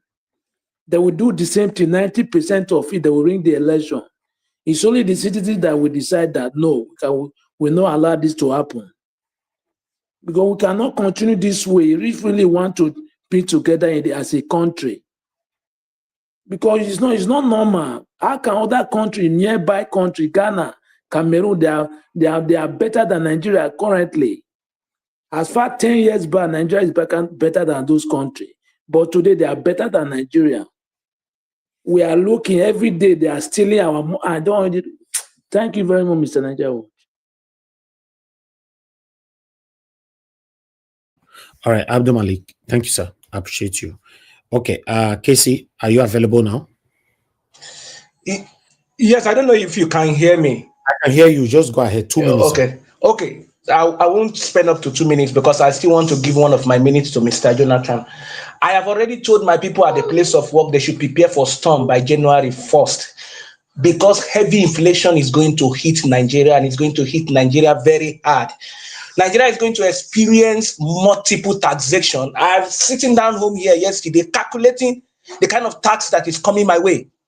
Because before now, the PIT tax that was passed to law that we implemented that same January, everything now is taxable. From what I'm seeing, everything is taxable, In fact, Mr. Evis, now, if you dash me money now, if it enters my account, it's going to be taxed. Nigeria doesn't know what is coming. And this, every time there is inflation on fuel, we always have big problem. So I've already told people that they should prepare for the storm that is coming in. I want to stop it here so that my brother will speak more. Thank you. All right, Mr. Casey, thank you very much. I appreciate you. Thank you. Okay, we have who we get okay, Mr. Alabo, you joined us. You know, I'm giving you just 2 minutes. Please talk to us. I'm giving it to you. Thank you, Mr. Najawash. God bless you, sir, for what you do. Let me just stand on the existing protocol. I will start with the failure from citizens and what we are doing as Nigerians.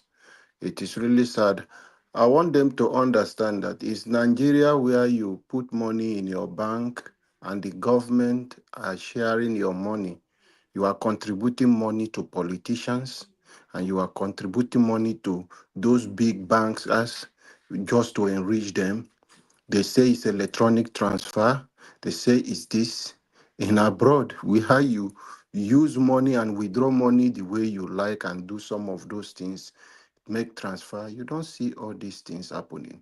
It's sad today. I look at the by-election that happened in Nigeria. My concern is for the citizen. And this is to reach out to even obedient leaders and coordinators across the country that we should be careful on leadership people who handle power too. With what happened today in a by-election, in some state, in some places, I saw somebody in Edo State crying out that people, a party shaman, this new ADC you are seeing, sold them out, and this guy was crying out. Everybody collected 50-something thousand, some of them. And the candidate, they just turned their back. This is the character of it. These people are just making you poorer. And when 5,000 get into your hand, you are ready to destroy a house, buy your brother, just because of these things. The hardship is too much, and you people are not. Now, that 5,000 you took, 50,000 you took, how long is it going to last you? This is a question. What is happening to Nigerians? You think it's not happening to you. You have 50,000 in your account. I'm sending you 15,000, 10,000. They will remove some money out of it. Somebody is sending money, they will take almost 50 naira.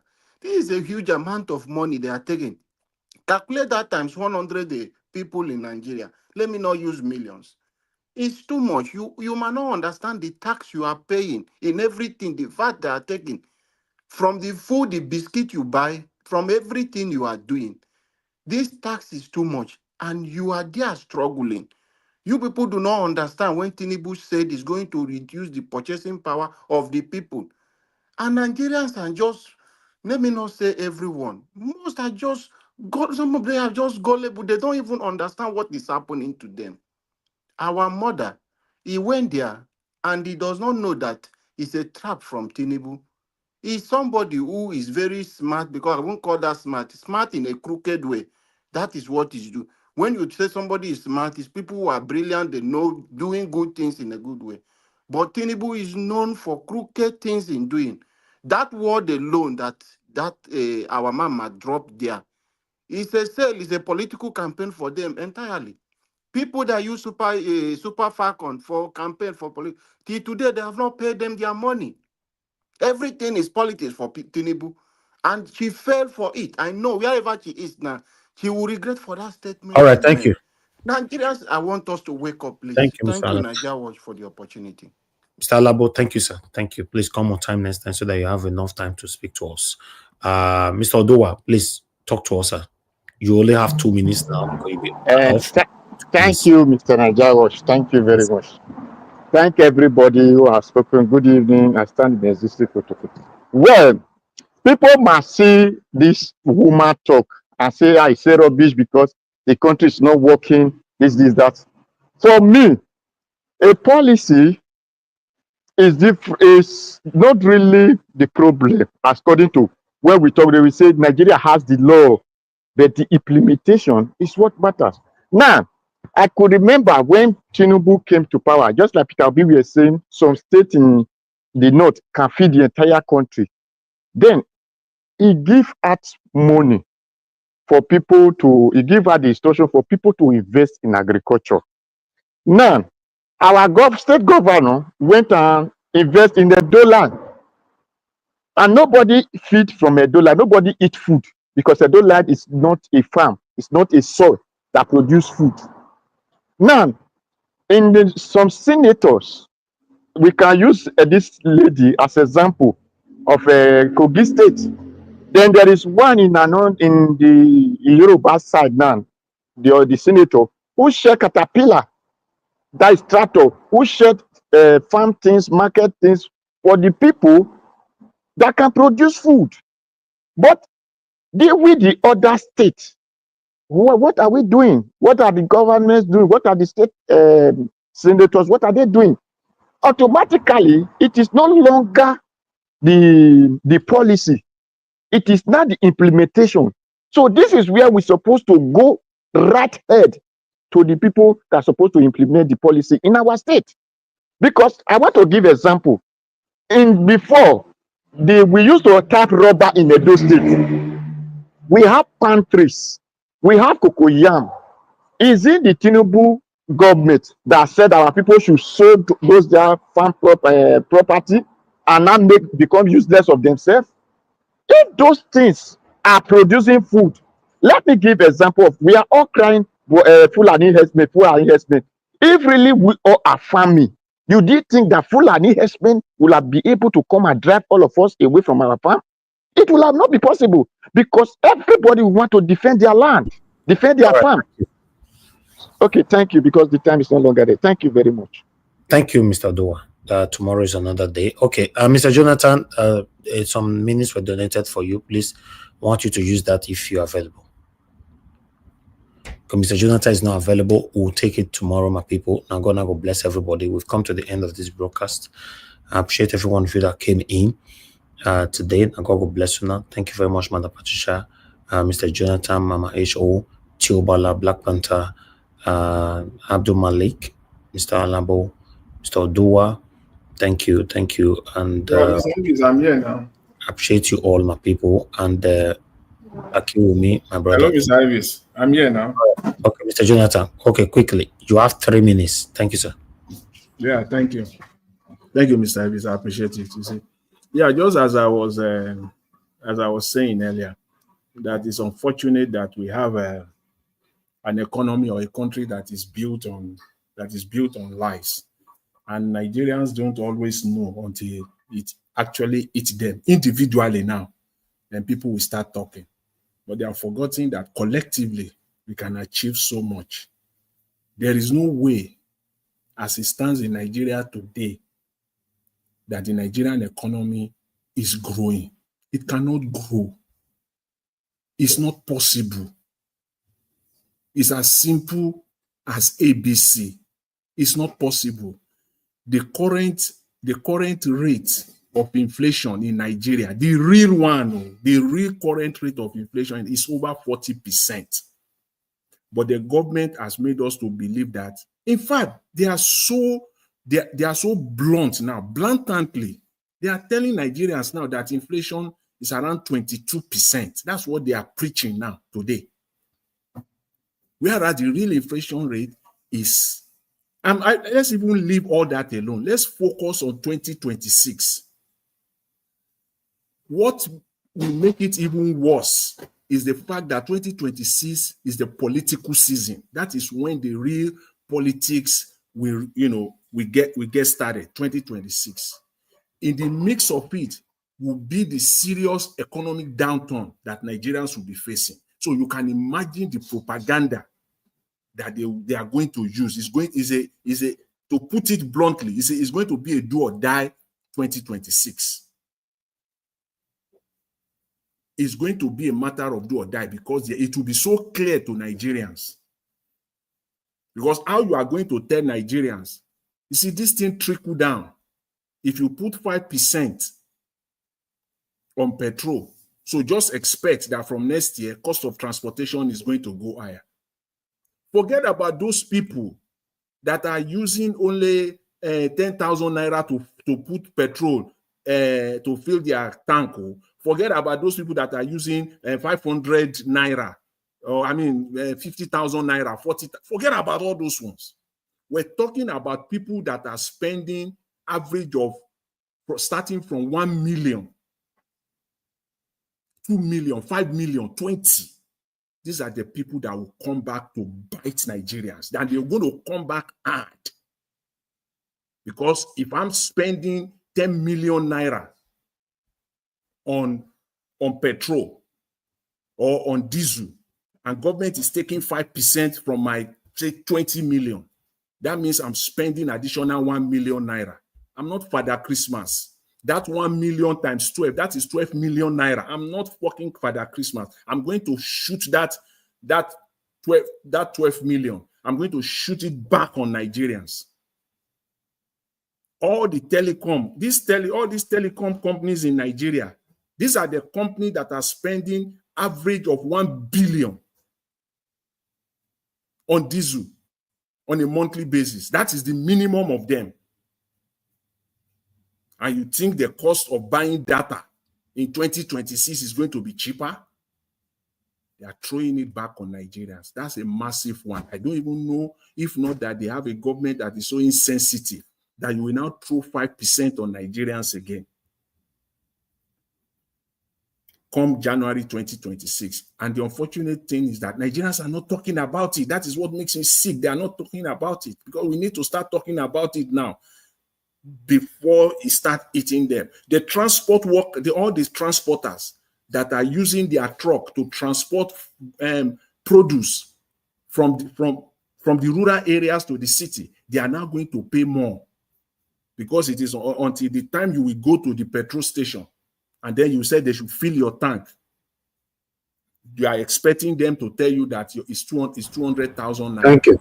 But they now tell you that it's 220. So these are the things that we are going to face in Nigeria come 2026. And again, I just hope that Nigeria brace up for it. This is just one aspect alone. This is just the irony of it. What makes it even worse off is that this is just only one aspect alone.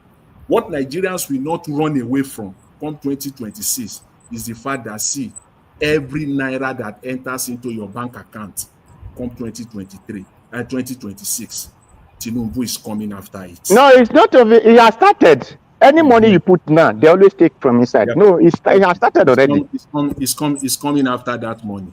So I don't know how Nigerians are. You see now when you just quickly, somebody will just ask you, please, can you just send me money? And you quickly send 50,000 naira to someone in Nigeria. And the money will get to the person's account.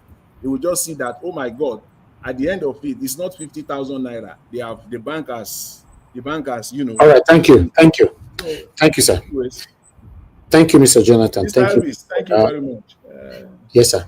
Thank you so much. I really appreciate you all. Those of you that called into the show today, a lot of you called in. I want to say thank you. Starting with Madam Deborah, Tony Africa, many more. Now, God bless you now. And those of you that supported the channel today, thank you so much. Mr. Joseph Oji, you also called in. Thank you very much. And thanks for the super chat as well. Thank Patty Solomo.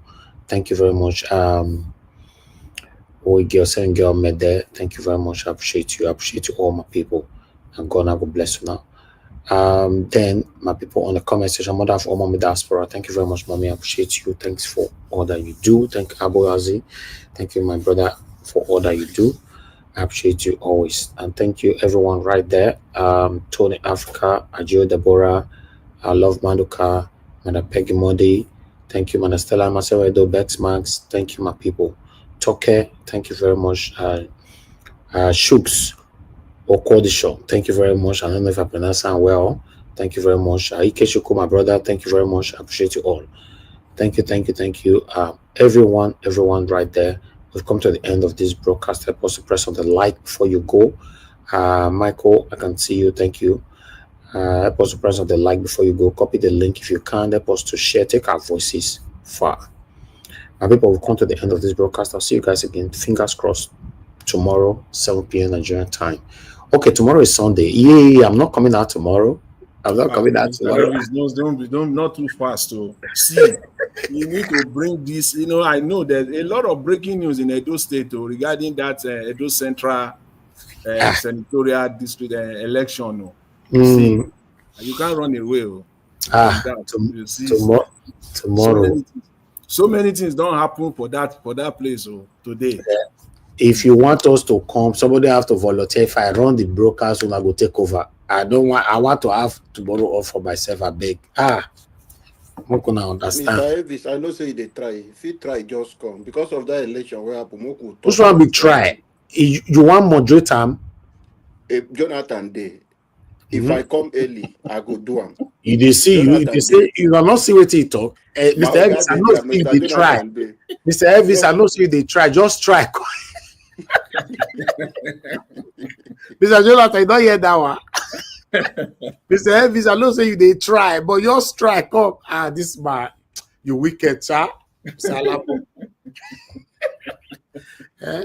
Kai. But let's see what will happen tomorrow. If I come in and if somebody join on time that can leave the platform, you guys manage yourself, that will be fine. You know, but nobody is volunteering. Mr. Elvis, is there a way that you set it up where automatically after 2 hours the show ends? Yes. Like you set it up and then you can just go away. So there's no. That people will not just be talking after 2 hours. No. We don't even need to do that. I'll be monitoring it. Once, for example, you are the one anchoring the show. Once the last person don't finish, just say everybody good night. Once you wave the anchor the show, don't say everybody good night. We will end the show. Okay. Yes. So there's nothing like one person will be talking to you next 78. If it is properly timed. Yes, of course. Of course. No, if I time it, it might cut you off while you are giving additional submission. Okay. So it is better we wait for the anchor to say, okay, we are done, everybody good night.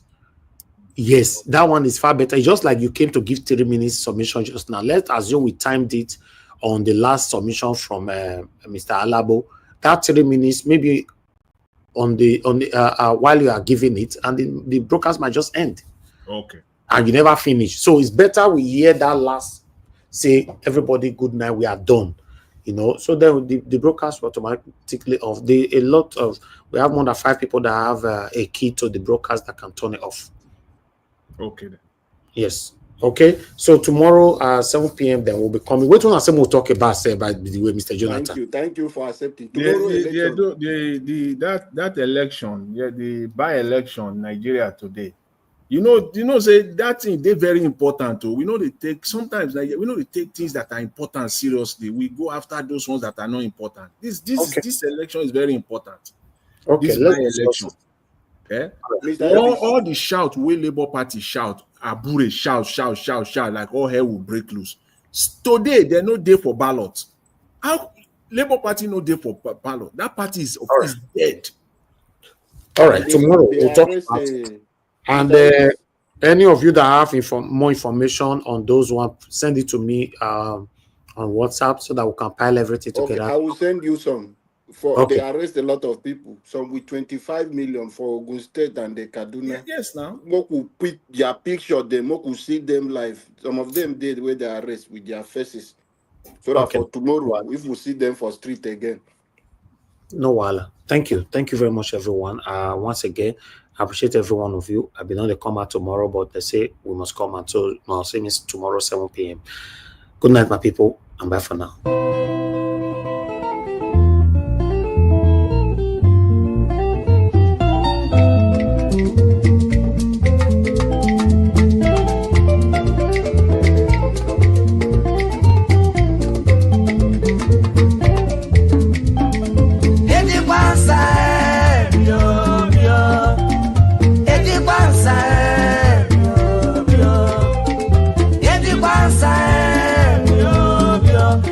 Come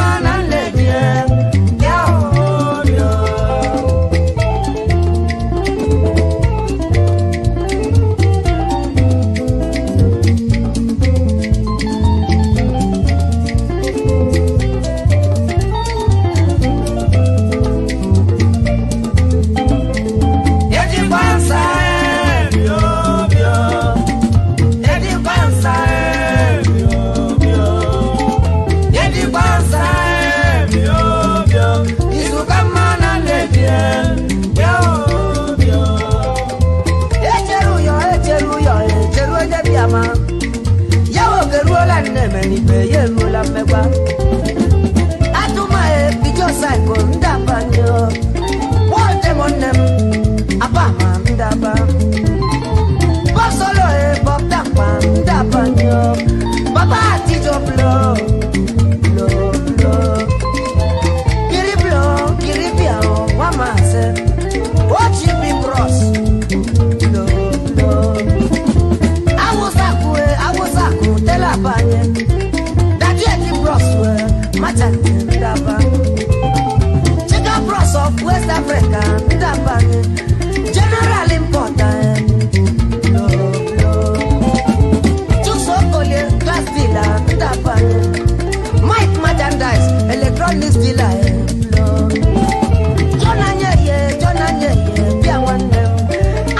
Toyota Crown, Woma, Omego. Eddie Bansa, Eddie Bansa, Eddie Bansa, is to come on and legend. Agajaku, Nyambisanya. If you are young, Ujiliaka Bachi,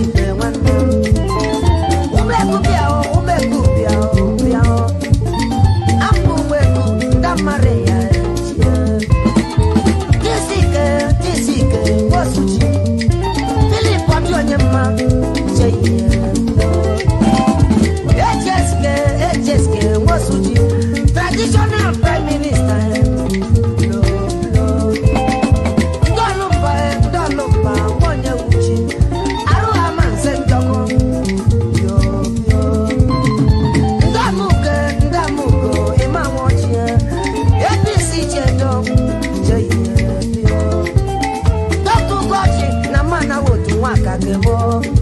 Very contractor, Ajerobia, Piawanem, Ajer contractor, Ushimano, where Yeti Bansa.